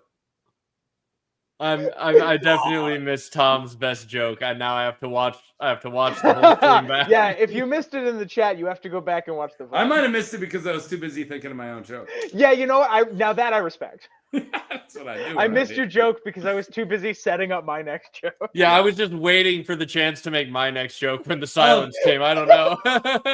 I did have a clip for a bathroom, and I totally forgot. I got 2. And now this is the drawback of having a bunch of people who all like to do improv. Yeah, no one. The story we get nowhere. And I can't go to the bathroom by myself. Oh my god! I'm good at other stuff. That's the clone of Brian made by a clone of Stewie. Yeah. All right. Where am I? Oh yeah, we're gonna do the recent kings. We're just gonna get together and do Torren and Robb. Dibs on Torren. Which king? All right, no, that's a good one. Out of all the kings of Winter we talked about, Who do you want? Who do you want to bang the most? Who's your crush? Probably the wrestler, right? I mean, probably Brandon the Builder. Because... Hey, like if we're just we're assuming that Bran the Builder is Bran from the main story, so I'll pass. Do we assume that? Yeah. Do we just assume that? Yeah. Okay. I'm gonna go with Brandon Ice Eyes for them very pretty eyes. I'm still gonna go with I forgot his name. Rodrik. I'm going with Rodrik. Gives a whole new meaning to Bear Island. Am I right? My reasoning is I just want to be one of those people who's like gets to brag about banging the famous person. It's entirely about that, right? Yeah. Like who gets me the most clout afterwards? Yeah. Like, hey, my boyfriend built this castle. Yeah, exactly. Yeah, but like Brett, you're gonna go back in time, rock his world, leave, and then he's gonna get so depressed he doesn't build anything. You're like, no, this was all built for me. You're gonna be his muse. Yeah, exactly. You're gonna be Selma Hayek from Dogma. I like that one. Thank you. I like that one. That one was good. Yeah. All right. Anyways, I don't know what happened, but after Monday Night Football ended, Monday Night Football ended, and now the Simpsons are playing football against the Cowboys on my TV, and I don't know why because what is that? Is this what? It's probably a promo. I don't understand what happened, but the Simpsons are playing football. It's probably just an episode of the Bart Simpson and Lisa are throwing the football around. I don't know. It happens. Torren Stark, known as the King Who Knelt, he was head of the house when Aegon I Targaryen invaded Westeros with his dragons after the Riverlands in Storm's End. Thank you. Had fallen under the control of Aegon the Conqueror. Torren called his banners as King of the North, as he was aware, due to the vast distance of the North, that it would take a long time to assemble his army, to Avengers assemble his army. After the Field of Fire, whilst at Highgarden, Aegon learned that Torren had crossed the neck into the Riverlands, leading an army of 30,000 men. Damn. Torren sent Brandon Snow to Aegon's camp with 3 maesters to treat with Aegon. Messages were sent back and forth that night, and the next morning, Torren crossed the Trident and knelt and laid his crown at the feet of Aegon Targaryen and swore fealty. He was named Lord of Winterfell and Ward of the North after submitting to Aegon during the conquest. So goddamn cool. Yeah, it's one of my favorite parts of the entire lore. I'm not gonna lie. King Who Knelt's one of the coolest things in the entire lore. He when offered the choice between fighting and getting all of his men killed and being kind of embarrassed, he picked kind of embarrassed. Well, it's pretty embarrassed. Like you're right. Pretty embarrassed. Yeah, like getting named the King Who Knelt, and then he's pretty much talked a lot of crap about. But I would consider him. Yeah, he's the first time the Stark does it and then we're gonna kill everything. All the crap we were talking about every other King of Winter. This is the one time where the King of Winter did the good thing. Yeah, he's the first Stark good guy. Yeah. And the last. And there it is. Hashtag Magneto was right and Ned was wrong. Take that, Ned. I mean, there's got to be one good Stark nowadays. All right, no takers. Okay. Bran in theory, I think by the end. Yeah, Bran currently. Dude, just want the only good Stark is a dead Stark. I like that. Bran, I mean, the worst thing he did was eat his own friend. Oh, wait. He didn't do that on purpose. Yeah. Okay. He's 8. He's 8 years old. Unknowingly, he totally knew. He knew. Did he? Yeah, I think he knew he was chewing down some tasty Jojen. I am not even confident he was chewing down some tasty Jojen. Yeah, that's the thing. I don't think he knew because we're in his head and we don't know for sure. Yeah, I am much less confident in that than a lot of the fandom is. That's some Bran lying to himself kind of nonsense there. He knows. What about the theory that Jane Poole is actually Arya Stark, and Arya Stark chapters are just her escaping all the horribleness in her head? This is It's one of my those favorite theories of all time. I love this fandom so much. Yeah, I love it. It's like, no. Fake Arya is Arya. That's got like all the energy of like Harry Potter's just in the closet being abused the whole time. Oh, yeah, God. I love it. I know they're so terrible. They're terrible theories, and I hate them. They're just the worst. Ash Ketchum got into a coma when he got attacked by the sparrows right away, and that's why he never ages in all the like 20 years of Pokemon seasons. He's still just Pikachu zapped into a coma. Yeah, because he's still in a coma. Yep. Come on. What are we doing here, guys? That's what's going on. I feel like I wonder if you could just do that for like every property. Like Luke Skywalker just was like, Luke Skywalker hit his head trying to zap womp rats or whatever he was doing. Yeah, he's dying he of heat crashed stroke his, in the he Dune crashed Sea. his thing, and now he's in a coma. Or like someone did it for Bob's Burgers. It's the worst thing in the world. They're like, Bob's Burgers, his family burned alive in a fire, and the rest of this is all just a dream he's having. I know that. I'm like, these are not only depressing as hell theories, but these are awful theories. The fire at the beginning of the opening credits is his family dying, and the rest is delusions. These aren't even theories; these are fanfics. Is what? Yeah. And like upsetting fanfics. What's your favorite A Song of Ice and Fire theory that, like, telling it straight, like there isn't a theory, is way more hardcore, like way more tinfoil? Like, Robert Strong isn't the Mountain. Oh like, my God, that's hard to believe, right? My answer to this is instant. Absolutely. What? I have been on the Sorella Sand is actually Rhaenys Targaryen train for a long time. That is actually like really funny. Like, it's interesting. Yeah, but that's not that is a theory. I'm saying the swerve is that there isn't a swerve. Oh. Well, Like, wait, okay. Well, his swerve is that Robert Strong isn't the Mountain. He is Robert Strong. What Tom is saying is everyone says Sorella is, or everyone says Alaras is Sorella Sand. He's saying Alaras is Rhaenys Targaryen. Yeah, but the point I was trying, or what I was asking, like, is there isn't a theory. Like, Alaras is Alaras. So like the hard to believe thing. We're talking about the Syrio Thorell is dead theory. That's what no mix up. Reek has been Reek the entire time, and the later Theon chapters are the original Reek being gaslit into believing he was once Theon Greyjoy. Right. There it is. Yeah, like John is Ned's bastard. Like that's harder to believe now. Although there are crazy people who are M plus A equals J people. Love those people. No, I think RIG, how you doing? Bastard, personally. Is RIG and M plus A equals J? Because I wouldn't have allowed him on the stream. I'm kidding. I can't believe you get equal voting rights and everything. Jeez, I'm kidding. Because I was just thinking like those really fun theories that are just taking away the theory, and the truth is harder to believe. Because the Gravedigger is just a Gravedigger. I was about to do exactly that. The Gravedigger's just some guy. The Hound is dead. Yeah. Like, okay. that one's hard to believe.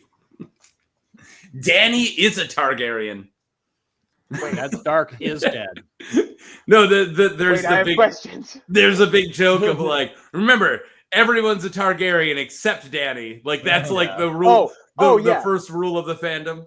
My favorite. There isn't actually a mystery is Young Griff. That Young Griff actually is Aegon the Sixth Targaryen. Yeah, the not fake. The real Aegon theory. Not fake Aegon is a good Rhaegon. The Rhaegon theory. Rhaegon, there you go. Yeah, Rhaegon, the real Aegon. Dude, one of you theorists out here got to make a Rhaegon video because I love just the R and the Rhaegon. You think I won't? Aegon the real. Do it. Make the Rhaegon video. I will trick Zach. He's not going to watch this VOD. I will trick Zach into doing this with me. Yeah. The real Aegon Yeah, Targaryen. Rhaegon. I mean, that is like a perfect theory for interesting nerd club format as Absolutely. well. Just like all the evidence laid It's out right that up Aegon there, is just Joe. real. So Yeah. It's right up there with about the theory Joffrey that- died of rabies. About the theory that Viserys Targaryen has been gaslit into thinking he's Viserys Targaryen, and actually Aegon is Viserys Targaryen. How about that one? I've heard that. I just made it up on the spot just now. I Wait, can't what? believe it. No, I've That's heard that crazy. one. You've heard that. That's What do you wild. mean you've No, heard that? I've That's heard that insane. one. Yeah, no, see, because this theory it has goes with the this Danny. fandom has every theory. Like It if goes you with just the make it up, Danny's it's already page out of there. lies of that Varys and Danny are just random dragon I seeds. did completely forget that that's like where Preston ended up with the page of lies. I remembered like all the evidence Yeah. about the lemon That they're tree. I'm both like, that's all dragon good. seeds. Yeah. And then I forgot completely like that he thinks that he she's got a to dragon the end seed, and he's yeah. like, oh yeah, she's a dragon. that seed. I'm both like, of them oh. are just random dragon seeds. Yeah. I would find that deeply unsatisfying. Oh, I there think you he might go. have been Yeah, saying- Danny I is think in he might have been purgatory. saying it's more likely that that's what they are, but yeah, no, it's a weird Right, conclusion because it's like no, I mean, like I think that just Oh, the because of faceless virtue of it man being a died. storybook that they are characters that matter. You know, Yeah. I don't think George is duping us on that many levels. You know? Oh my Right, god! no. Hey, Tom, this guy doesn't know that Joffrey died of rabies. Oh boy! Oh, do I have a video? Watch for that you? video, dude. Yeah. It's one of the best. The Mad King theory? Interesting nerd. The Joffrey died of rabies. Something Was that, like that. who pitched The that Vicious one? King, Did Mira yeah. Reeds pitch that one, or Oh, did that's you? no, that was a Zach. That's That was a Zach Zach. original. Yeah, Zach, you Joffrey was crazy actually bastard. bitten by the Hound, who has rabies. Oh well, here's my no swerve. Is Joffrey choked?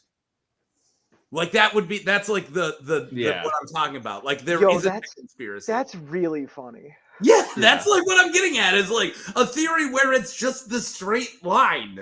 Like it isn't a conspiracy. The non mix up. If you were a fighting game guy, you would know what I mean by that. But I'm the only fighting game nerd here. It would be kind of like realistic for George to just have some random like just stuff where just something random goes wrong, like Joffrey chokes. You know, like I feel like that does happen occasionally. I love the Joffrey choked theory. Or like Rhea Royce just bad with the horse, just fell off. Demon didn't do anything. Right, there's so many like hunting accidents and like accidental deaths that some of them have to have just actually been accidental had to have deaths. just happened. Olenna Tyrell didn't murder her husband. Because didn't her husband just go off a cliff? Yeah, I mean Roberts wasn't I actually. just took that at face value. I thought he just rode his ass off a cliff. All right, yeah, exactly. I've always wanted to talk about this. That Cersei's assassination attempt on Robert is the worst assassination attempt. Okay, I've ever but seen. And I can't believe it worked. I would love. You have to assume she's been doing it every time he goes hunting, right? Maybe that's what's going on. I really wanted Lancel, his confession to be like he didn't want to drink wine that day. Like the confession was just like Robert just was slow with his thrust. Like I didn't poison him that day. Yeah, that he just missed. You're fighting a monster. You missed. It happens. All right. Did we already talk Torren? Yeah, that's where we're on. Yeah. We got Robb left. Robb. Yeah, we got Robb. We got time. We got time for Robb. We don't need to rush into Robb. Rushing in the Robb. Since we were just talking about fighting boars, and that that brings us back to the fighting animals. Could you guys land a plane if you were talked through by air traffic control? Yeah, pilots are all incapacitated. If you guys want to go around, I'm a definite yeah. I've played a lot of video games. Yeah, it's my job that there are people who are like not girls don't date a guy who doesn't feel like he could land the plane. Much of my job don't as advice, don't go out there and date a guy who's like, no, I couldn't land a plane. Much of my job is being in charge of a control room or in charge of a lot of flows, pumps, pipes, whatever, valves. You're looking at everything. And during like really, really crazy hardcore situations, we don't teach people by pulling them out of the chair and having the guy who knows how to do it. I have been both the dude who's sitting in front of the everything is failing, and somebody's going, now open that, now shut that, now go there, bring your flow up, and you just do it as he tells you, and you take it in. And now I've been the other guy way more now, but like land a plane, dude, the power has gone out, and I prevented Juice from going on the floor because I was behind 5 other people, and I was telling all 5 of them what to do. Like, I totally can land a plane. I mean, 10 years ago, probably not. But like, I feel like that my job has totally conditioned me into being able to calm down and control something. But So I've flown a plane one time, and I'm going to say, did you land it? No, I was not. I did not land it. I was young. I was only 12 years old. My grandfather was the one who took us off and landed. But he was a pilot his whole life and a mechanic, on planes and boats. He did Humphrey Bogart's yacht one time, pulled the engine out and rebuilt it for Humphrey Bogart. Crazy story. That's awesome. But because I've flown the plane, this is just my opinion. Like I said, I don't know about different planes. He had a single propeller Mooney. I would say that for a small plane, I think I could be walked through it, to be quite honest. Having actually sat at the controls and been in the plane and flown it around for an hour by myself with him coaching me, I think being coached, but a big plane, I'd be terrified. I would be so scared to land a 747. I think I'd fuck up a 747, to be quite honest. All right, guys, don't date random. Well, no, he said according to Michael. No, I stand by that. If don't let RIG fly your plane. Yeah, you don't want your guy to just be terrified when the plane is going down and no one can land it, and your boyfriend's just there going, I'm too scared to land the plane. You don't want that. No, don't get me wrong. I'd take a shot at it. I'd just be very, very scared of landing the 747. It's so much plane. I feel like you would need the experience of landing the smaller planes to really get it. And I feel like I could probably, kind of like if somebody said, hey, do you want to ride the Viper engine on the 2-wheel motorcycle, the Tomahawk that got built just for drag racing? I would go, well, maybe not, but like I've ridden motorcycles before. So I wouldn't want to, but it's like, you do this or you're going to die. I'd be like, oh yeah, I can do it then. Like, that's the difference. Yeah, and if someone said ride the Tomahawk or you'll die down the drag race, I'd be like, all right, let's roll. But like, I'd still be scared, bro. Yeah. But like, I was just amazed when like that poll was done, and there was like a bunch of people who said they didn't think they could do it, and then there was like a bunch of discourse of like, as though people who were saying they could land the plane were saying they could fist fight a bear, and it's like, no, these are not. I don't want to brag, but I could fist fight a bear. Yeah, I like my odds against the ground better than the bear. Yeah, I'd rather land a plane. I like my odds in the plane a lot better than my odds against the bear. Yeah, no, me too. Do you guys want to talk about Robb's odds against a wedding? He didn't. It didn't go well. Didn't land that one. I'm gonna read this unless somebody else wants to, and then I have a question afterwards. I have a follow up. Does anyone want to read it, or you want me to? All right, I'll do it. I'm gonna have to punch out here. Oh, all right. Peace. Have fun, Russ. Thanks for showing up. Of course. Appreciate you having me. Yeah. Appreciate you coming. All right. See you guys. Peace. All right. Robb Stark, the young wolf, the first king of the north and king of the Trident after Aegon's conquest. He led an army south after his father was taken by captive Lannisters in the King's Landing, and he was named king by his men. He then fought many battles against the Lannisters, both in the Riverlands and the Westerlands. He then betrayed the Freys by marrying Jane Westerling. Though he never lost a battle, he got red-weddinged at the Red Wedding. My follow-up question is, red wedding's a verb, right? Because I'm not the only person who uses red wedding as a verb. I'm pretty sure it's a verb now. To red wedding somebody, I always say, anytime I get to the red wedding in one of my lore vids, I go, and then Robb got red weddinged at the Red Wedding. Yeah. Because what else do you do? I do hope I think I did use it for a different wedding for Will of Will, because he totally red weddinged somebody at a different wedding. It was like 200 years before Red Wedding. It was worse. Will of Will there is some. His tomorrow, my remake for Will of Will comes out 4:00 tomorrow, and that video starts with a trigger warning. Hey, rough one. You can now want to watch it. It's all weird. We're all bigger now. Hi. I know it's funny. Yeah. Yeah, it got a little bit larger. Someone in chat just tuned in time for the plane tangent and to explain. No, we talked about all the Kings of Winter. Now we're talking about planes. The Winds of Winter theory. Can you land a plane? Also, the Starks did have planes. Let's not get this twisted. Yeah, let's not get it twisted, guys. This was just back in the Age of Heroes, though. Yeah. Yeah, exactly. Anyone have anything about the obscure character from the lore, Robb? So I've never actually heard about Robb Stark. I don't got much on this one. No, I'm just kidding.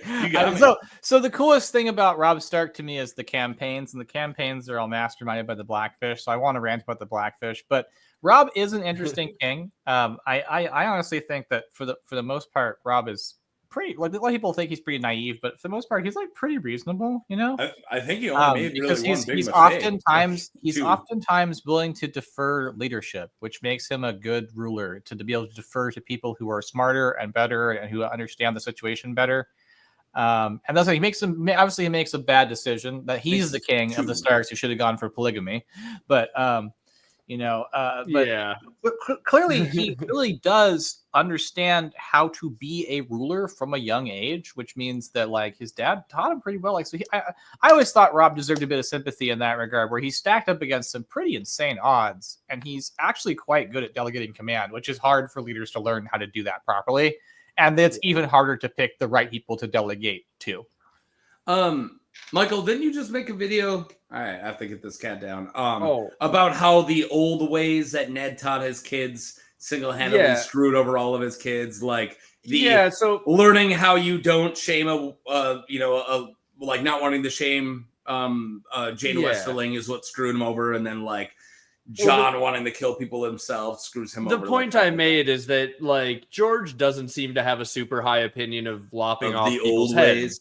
Yeah. And like the way he introduces the old ways is when Ned is lopping off the head of a guy who doesn't deserve to be beheaded, or who like could have taught them some relevant information that could have changed the course of what they were doing. Yeah. And so that guy had important information. Right. The point I was making literally is like Ned chops the head off this guy who doesn't deserve it. At the end of the book, Ned has his head chopped off because he doesn't deserve it. And the point I made is then George also shows us both of his sons chop the head off of one of their subordinates, and that storyline ends with them getting then stabbed to death by their subordinates. Or in Robb's case, getting his own head chopped off and both heads so do it. Yeah. No, I'd agree with this. That Robb and John, and by extension anybody who's internalizing the old ways or even any of these other Westerosi systems, oftentimes they come back to bite you in the ass like that. Mm-hmm. Yeah. And you can be a good leader, but he's still making some critical mistakes, And you can say like even Jonos Slint, who like is one of the most deserving executions of the series. I didn't like fully make this. Why? He was doing his job. Some people were saying like, no, executing Janos Slint was good, and it's like in the moment it might have been, but in the long run, when your boss chops the head off of people who don't agree with him, and then he makes a bunch of decisions you disagree with, you are not going to raise those decisions. You're not going to communicate with him. Yeah. You're going to let that fester and eventually stab him if he goes too far. I'm also in full thinking that the goal was not to get Janos to Grey Garden. The goal was to kill Janos. That moment. He walked up. No, it's against the rule. Michael, it's against the rule for you to disagree or for you to turn down a direct command, right? Right. And I can punish that. So I'm going to walk right up to you and say, do this thing you're going to say no to. Yeah. And also think about what he did. He didn't walk up to him. He didn't call him to his office. He didn't do anything like that. He brought like Iron Emmett and Horse, and like he brought muscle to do this, to walk up and give this guy's command. He was killing Janos Slint. Like, John is not an idiot. He definitely knew what he was doing. It's actually not all that dissimilar from what Cersei says, from what Jaime recommends Cersei do with Loras's dad, whose name I can't remember right now. Mace. Where he says to her, give Mace an errand, make him do something. Send him to recapture Storm's End. Either he will recapture Storm's End or refuse you. Yeah, and then you can say leave. Yes. You refuse me. Yeah. But it's that to a different degree though. Because because he's not asking her to do that so you can justify killing Mace, because he knows that's a bad idea. But Jon, like if all right, here we'll take the stakes down. Like, I know that I can fire you if you tell me no, and I know that you hate mopping, the you're putting pressure on them. I put pressure in so you say no, so I can fire you. And guess what? I never wanted you to mop the dish pit. Like I never wanted him to go to Grey Castle. I think Jon certainly has these feelings. Like I think Jon he got him killed. Like in the books, it definitely does seem like he's thinking like he would like if Janos Slynt just said no, so he could punish him. But then on the flip side, is that a smart political move? Yeah. He should have gotten rid of it. It's a smart move to get rid of Janos Slynt. I'm saying it's ruthless. I'm not saying it's wrong. And that's the thing. Yeah. I wasn't saying necessarily in my video even that it was wrong. It's just like that there are consequences. I think he could have. I think this is going to sound very cruel, but I think he could have broken Janos Slynt. With Time in the Ice cells. I agree. Yeah. Personally, like the person, that's how I would have done it. I would have been like, I can't forgive this motherfucker. He killed my dad. This guy's gotta fucking suffer. He's gotta fuck. And this is not necessarily good feelings, but like that's how I'd feel if I was in the book character's position. And then I would also think about it politically, and I'd go, you know what though? Killing this guy is going to be a bad look, and it's going to piss off a whole bunch of his followers. I need to break him to the point where he actually legitimately is going to listen to what I'm going to say. But not even more or less out of fear and out of acknowledgement that I have the authority. So I would have thrown him in the ice cells for like a month, and then like when he's on the verge of death, I would have brought him out, and then I would have brought him to my chambers, and I would have had him fed some nice hot stew and fresh warm barley and stuff and some hot spiced wine. I would have been like, dude, we can do this again. Or you can just fucking work with me and know that we're always going to kind of hate each other because you fucking hate me being a brash little asshole and I hate you for killing my dad.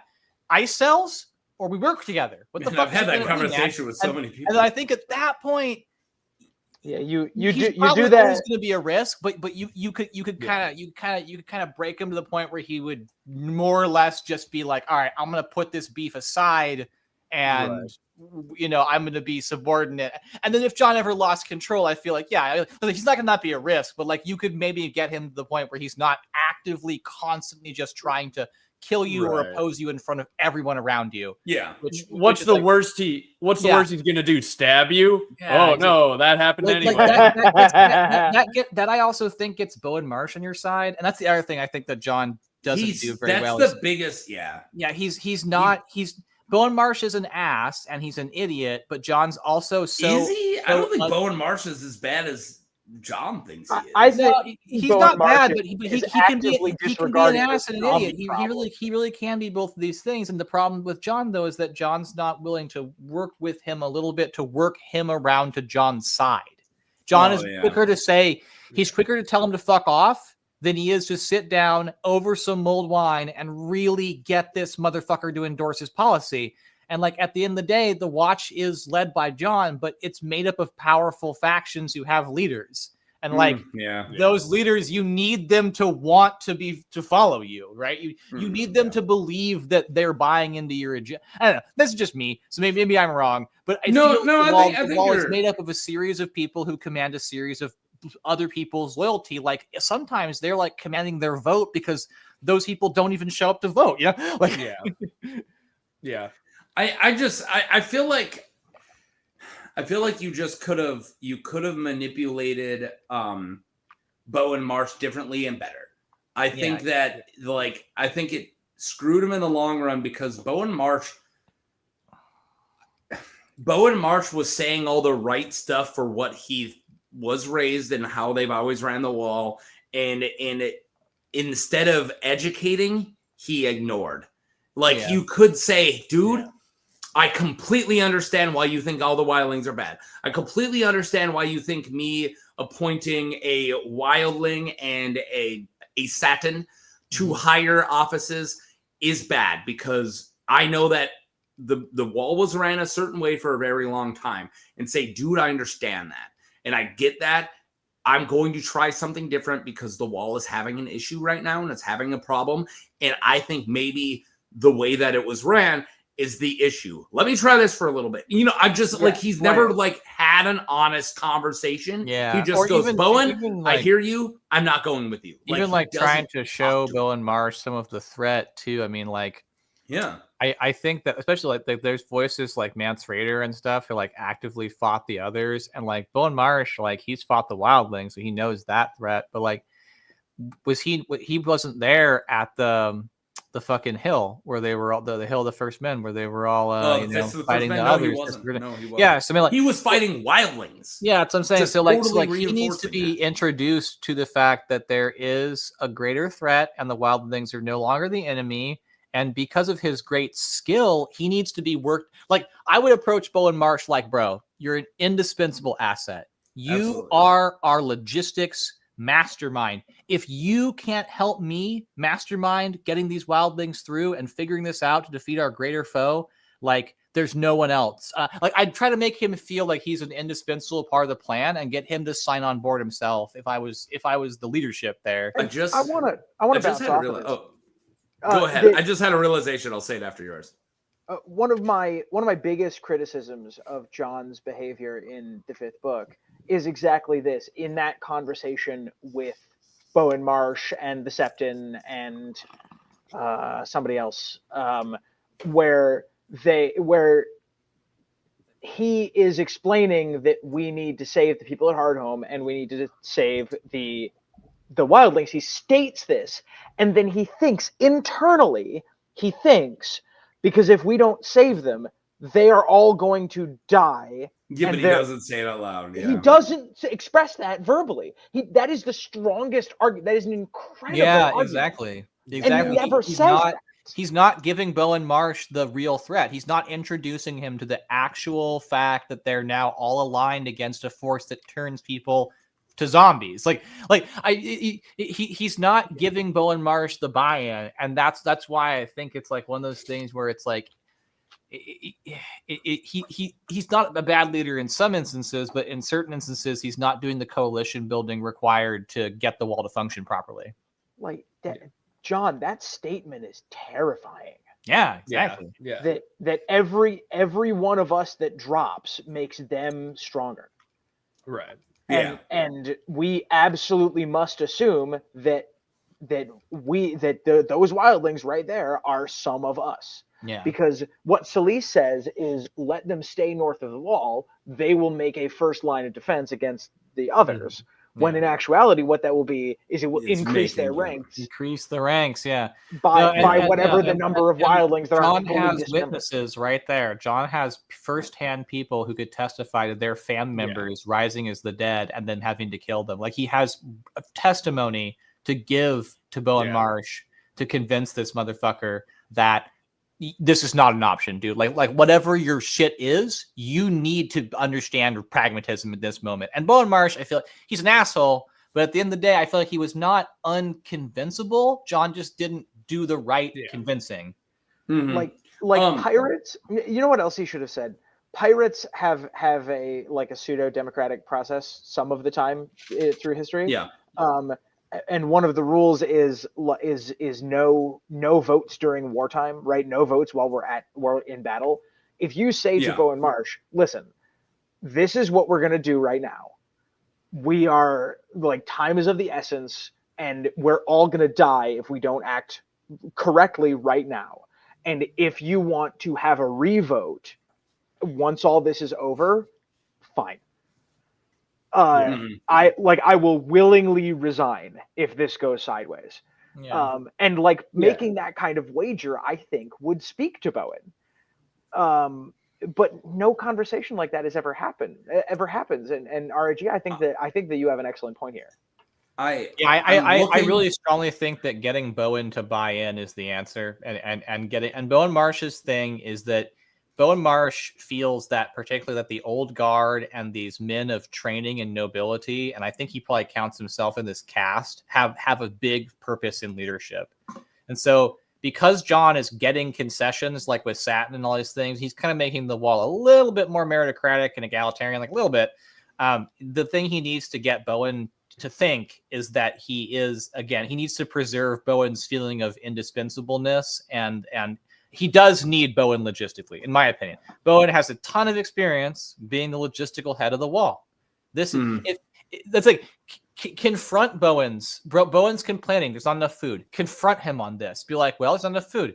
You and I get to sit down and solve this. You're a genius on logistics. I have all the power of the Lord Commander. We have all these wildlings to work with. Let's figure this shit out, man. And like, I feel like you the buy-in to me is like, and it's strange because like Jon kind of gets this to a degree, like to a certain degree, but at a certain time he also starts feeling that he's like that everything's on his shoulders, and he starts distancing himself from the men. And it's like, no, and all his friends bring this up. They're like, you're not like one, like what's going on, man? You kind of forgot your roots. Like, what's going on? You're not one of us anymore. You're cutting us out. And that's exactly what he doesn't want. And then he sends his friends away the too. wall itself is a buy-in of voluntarism in at least in its history. It's all these knights that volunteered to stand up in a common cause and stuff. So even though people are forced to go there now, there's this camaraderie spirit, and there's this sort of like, you vote for the commander. Like, you do need the endorsement of the wall. You need this by definition in terms of building your force cohesion. And Jon's like, he falls short. So I'm rambling forever. We can start talking. I went to go look before I said this, and I couldn't verify if Bowen Marsh was there during this conversation, but he went during the battle beneath the wall against Mance's forces. Bowen and all of their men were gone because he ran into the Weeper and he chased him all the way to the Shadow Tower and then beyond the Shadow Tower and fought them on the bridge. Yeah, the Bridge of Skulls. Bridge of Skulls. So if you guys don't remember this, that's the timeline. That's where Bowen and a lot of the fighting men were, and that's why Jon didn't have a lot of fighting men during the defense of actual Castle Black. So keep that in mind. He went and fought against the Weeper specifically. Yeah. Jon makes a comment reason to about Jon makes a comment later on about how even the Reaper should be granted fealty. Granted clemency on the now saying that to whether or not I can't remember if Bowen Marsh is in this conversation. I know Arthur Yarwick is, and then one of the Flints is. But imagine if Bowen was there, I would say, are you kidding me? Like, I fought that guy. I saw him kill our brothers in front of me. Like, in the Weeper isn't Tormund. Like, Jon should know better. I think that is easily one of the worst decisions Jon makes. I think Jon might be making a point that I think you're making a big mistake, like treating all wildlings like Tormund Giantsbane. I agree. Actually, I think that that his honorability gets him in trouble here. Yeah. Where the Reaper is not that. The correct play is to say, absolutely. You say publicly, absolutely, I will 100% grant the Weeper clemency. And then you get the Weeper and you're like, all right, hey, what's going on, dude? You have clemency in that 200 by 200 space right over there. That's where you have clemency. Or say, hey, you are now going to be treated like a king's man. Hey, welcome to your trial for murder. That's what I was going to say, is just say you are free. But the second you put a foot out of line, we're trying you for every crime you've ever committed. Every crime. And like put him in a position like you put Bowen Marsh in. I'm sorry, not Bowen Marsh. Yeah. See, I might be a little more ruthless than that. I think Jon is making a fair point, to be quite honest, in terms of like trying to make peace with the wildlings, but in terms of pragmatism, I think that Bowen Marsh is arguably right. The Weeper is just going to cause them problems. I'd probably talk to Bowen Marsh, and I'd use this as a bargaining chip, and I'd be like, all right, Bowen. All right. You know what we're going to do? We're going to declare blanket clemency, because that's the only political solution here. But the Weeper is going to have a little accident. Yep, something like that. And just so you know, if there's a problematic warlord, we'll knock him off. We'll knock him off if we have to. You know, because I think you could get Bowen Marsh to make a concession like that too, in terms of he would have to agree that Tormund Giantsbane is different than the Weeper. And then you could make a backroom deal and be like, yeah, if the Weeper comes through, we'll kick his ass. We'll knock him off. Yeah, we'll make sure he passes the wall and everyone sees it, and then he just kind of goes away. Then you gaslight Bowen Marsh like you really thought I was gonna let the Weeper walk through this wall. Come on, Bowen. lean over to Bowen and just be like, if I was John in the book and like and I'm thinking of like, you know, once John. This is not how you'd operate in planet Earth. This is planet Westeros. I would make a backroom deal with Bowen Marsh to kill the Weeper behind closed doors in order to get his support.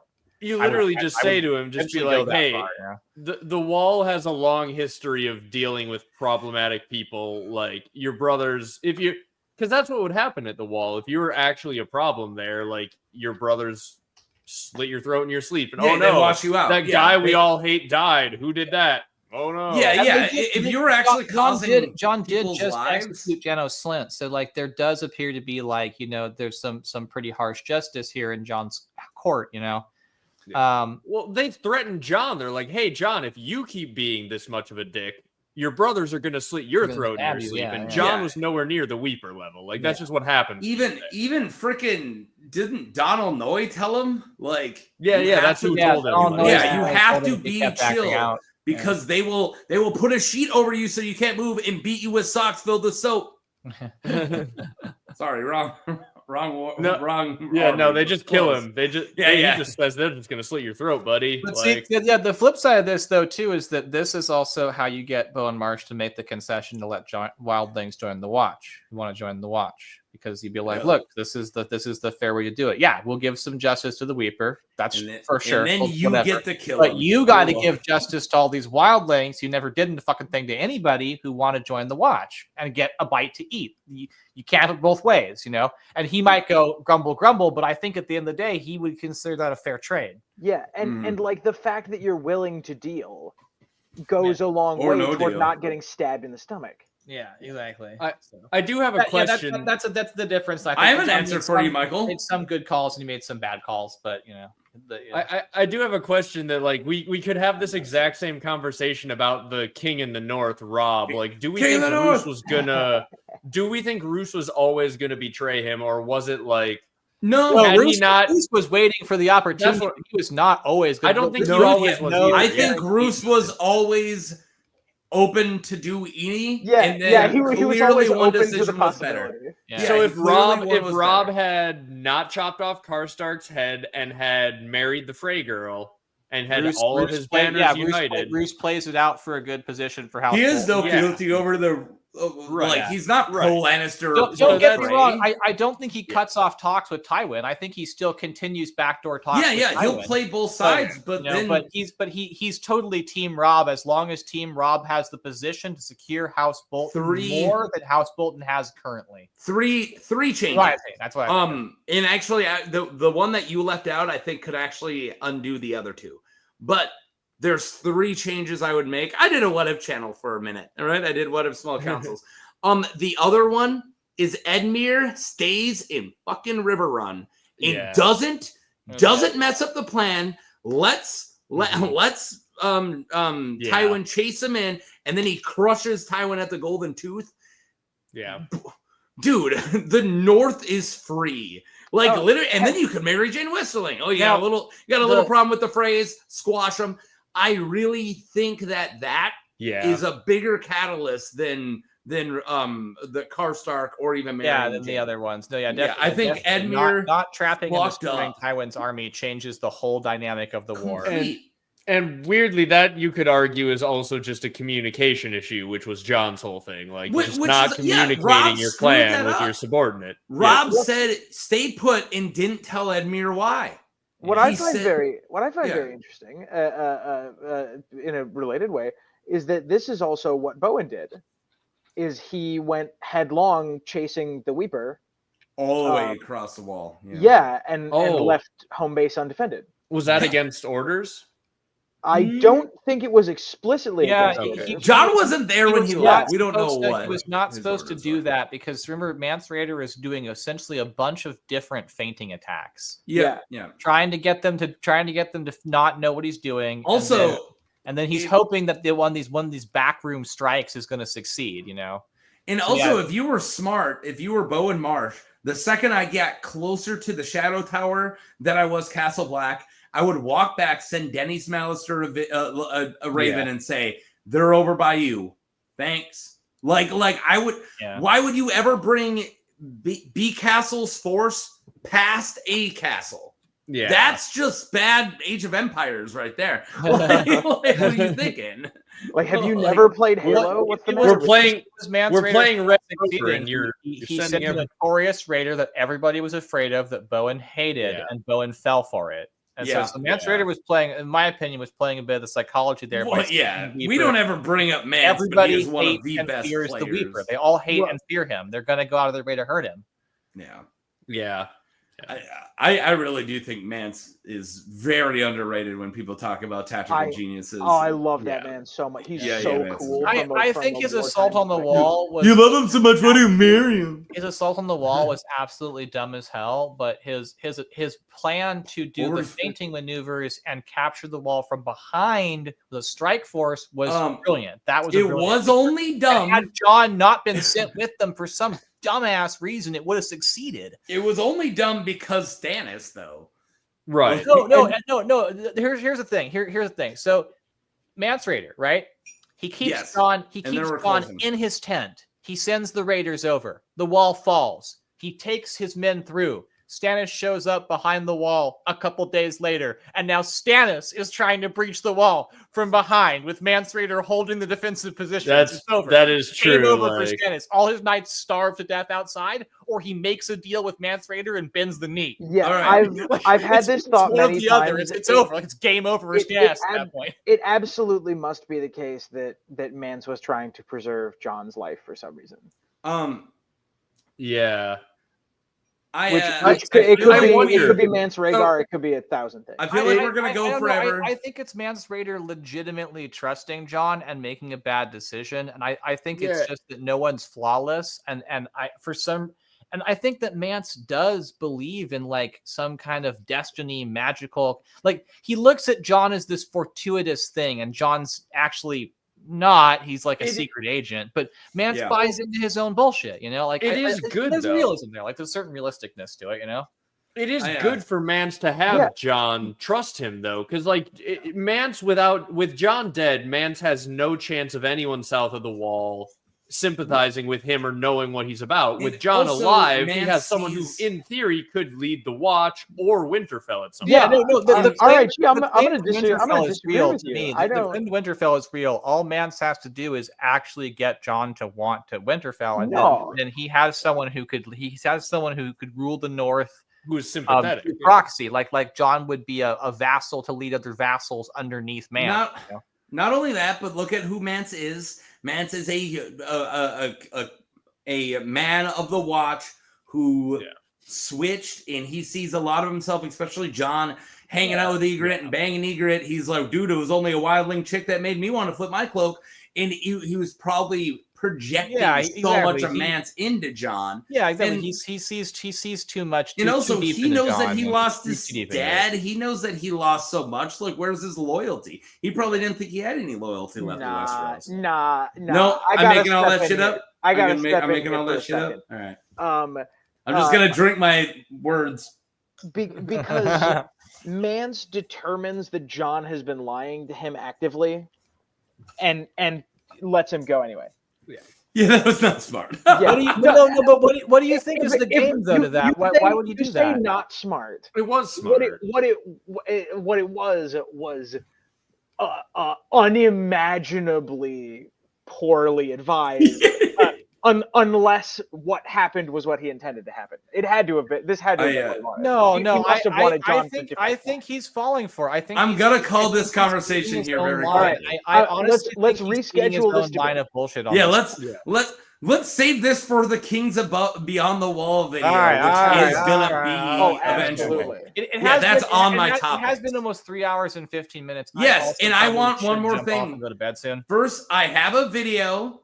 This is a actual video of Mance trying to take the wall. Let's watch. And your father smelt of elderberries. All right, this is how we're gonna end. We're gonna end for Tom.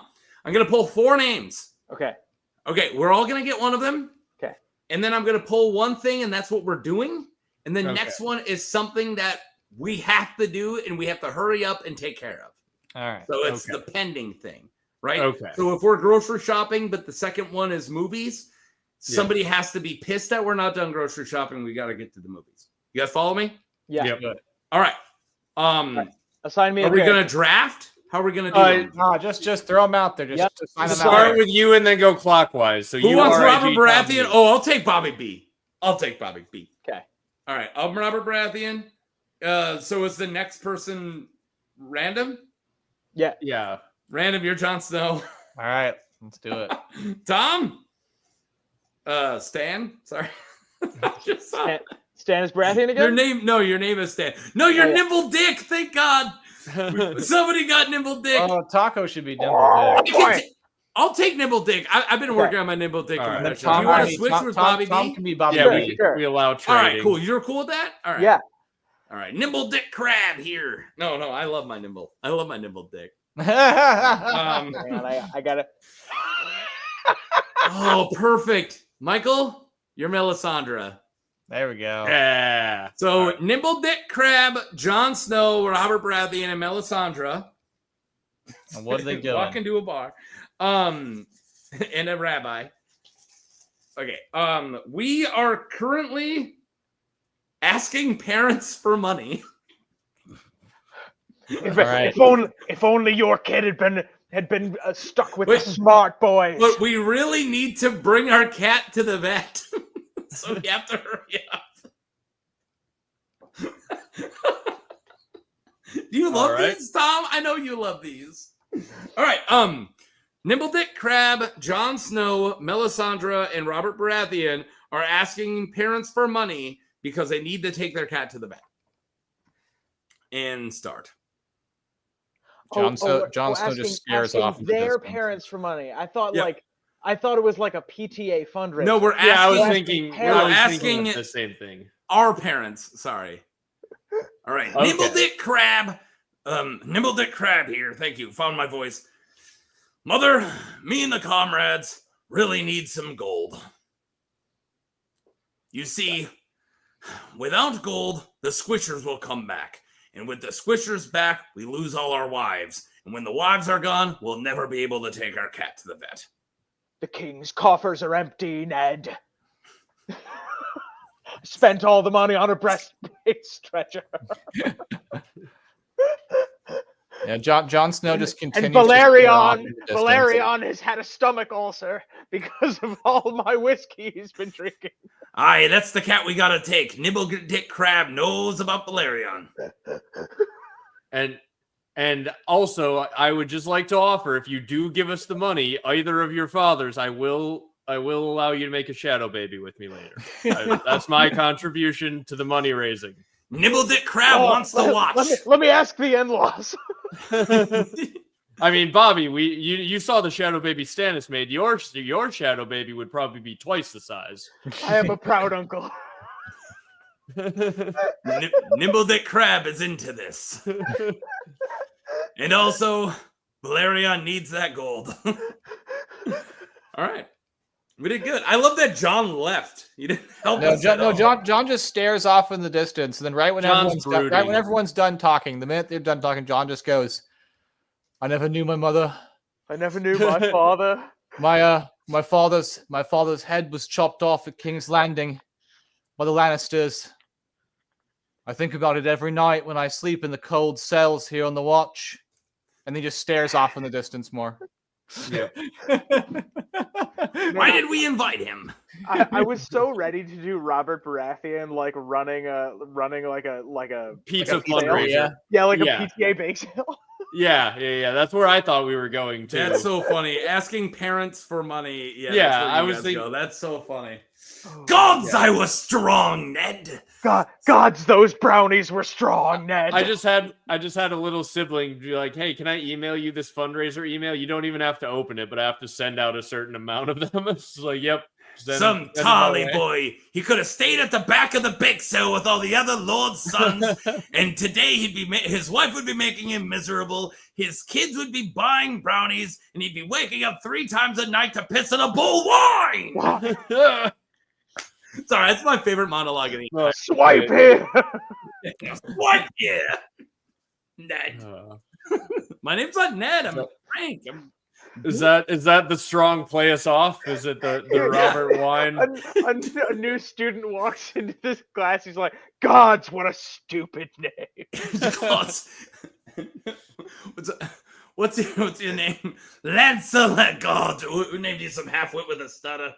That is actually probably my favorite scene in the entire show is the war story scene. Yeah, and I think I blew something in my neck when I said wine. I think I like pulled the muscle. Wine! Like it really, oh, wow. All right, guys, we did 3 hours and 20 minutes. We are 20 minutes after our bare minimum.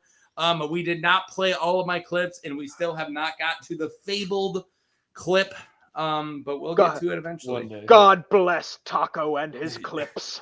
All right, I didn't play this one. This is a good one to leave on. Oh my God! Fuck all the way off. I thought that was stick a fork in it, but I kept it. All right. Thank you guys for watching. See you guys next month.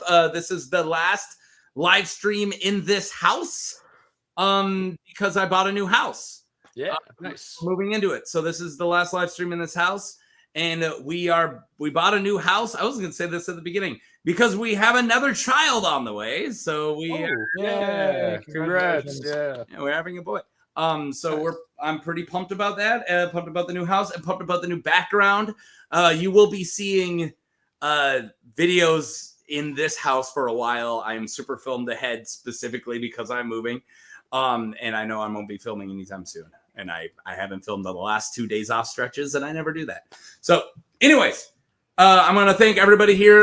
Random Internet Guy, thank you for coming. I can do the pitch for you if you want. I love pitching. I'll pitch my right, channel really fast. So, yeah, Random Internet Guy here on YouTube. I actually just did a reading of one of the new Winds of Winter. Well, not new now, but one of the Winds of Winter chapters, the Barristan chapter. So, if you want to hear a dramatic reading, go over there, check it out, share it today. Help promote the channel.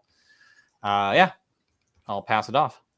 And then also, sorry, I'm writing an inappropriate joke in the private chat. Also, Michael talks about stuff besides being on Tom's channel this weekend. What do you got going on right now over on your channel? Michael talks about stuff. So I have a very long video that I've been wrestling with trying to get right because my brain, I don't make short videos for you guys. I make short videos because my brain doesn't enjoy sitting down and making sure that like I don't say anything dumb in this 2-hour recording and then having to edit that whole thing together. I don't have that part of my brain. No, I don't. I don't either, and that's why it's taken me a month to like I realized at one point, I'm like, I have this 2-hour plus recording and it's not in the right order. And rather than edit that, I'm like, I'm just going to do it again. And so I re-recorded it and now I have to like edit that. But that is done now. So now I just have to like make sure it sounds good. And then eventually you guys are going to get a very long video from me about the others over on Michael Talks About Stuff. So nice. I also have a pitch for you in the green room. Okay. And Tom, also known as the other guy who's not Zach, also known as Zach, if you can't tell them apart, like me for months. What do you got going on? Your Saturday video was fantastic. And what do you guys got going on coming up? Thank you. You can blame Michael for that. The next one has Somewhat Annoyed Llama in it, who is fantastic, and the one after that has Michael again. Nice. There we go. And Zach and I just recorded a video today titled "The Entire Targaryen Family Tree." It is over 2 hours long, and it's good. That sounds great. You can feel us getting annoyed with each other by the end of the video. It's really good. You usually feel like that's when we end these. Yeah. About that time when I'm like, oh my God, I'm sick of me. Yeah, when a bunch of the jokes haven't landed. Yeah. And you're like, all right, everyone needs to like go get some food. That's the beginning of the stream for me. I always start low, fight my way up. You'll laugh at a clip eventually, you bastards. Taco's like, we got them to laugh. Quick, cut the stream. Cut the stream. End on a high note. And that is on the Interesting Nerd Club, by the way, for people who are interested. like, subscribe. I'm assuming if you're here, you're subscribed to everywhere else. But yeah, and tomorrow I have my video it's my remake for Will of Will. I don't suggest it for the faint of heart. And then Saturday, who is it? Who's my Saturday video? Oh my god. I should know this stuff, man. It's me. I'm the guy. It's my stuff. That's my 3 years ahead video. There's current release order. Ormond Baratheon is this Saturday. Okay. So, yeah, write that down. Ormond. Anyone remember that one? There's Ormond, Borman, Lorman. Freaking names. All right, we're gonna get out of here. Thank you guys for watching. Like, subscribe, do all that stuff. And if you made it this far, 3 hours in, you were amazing. So, yeah. All right, peace. Bye-bye, everybody.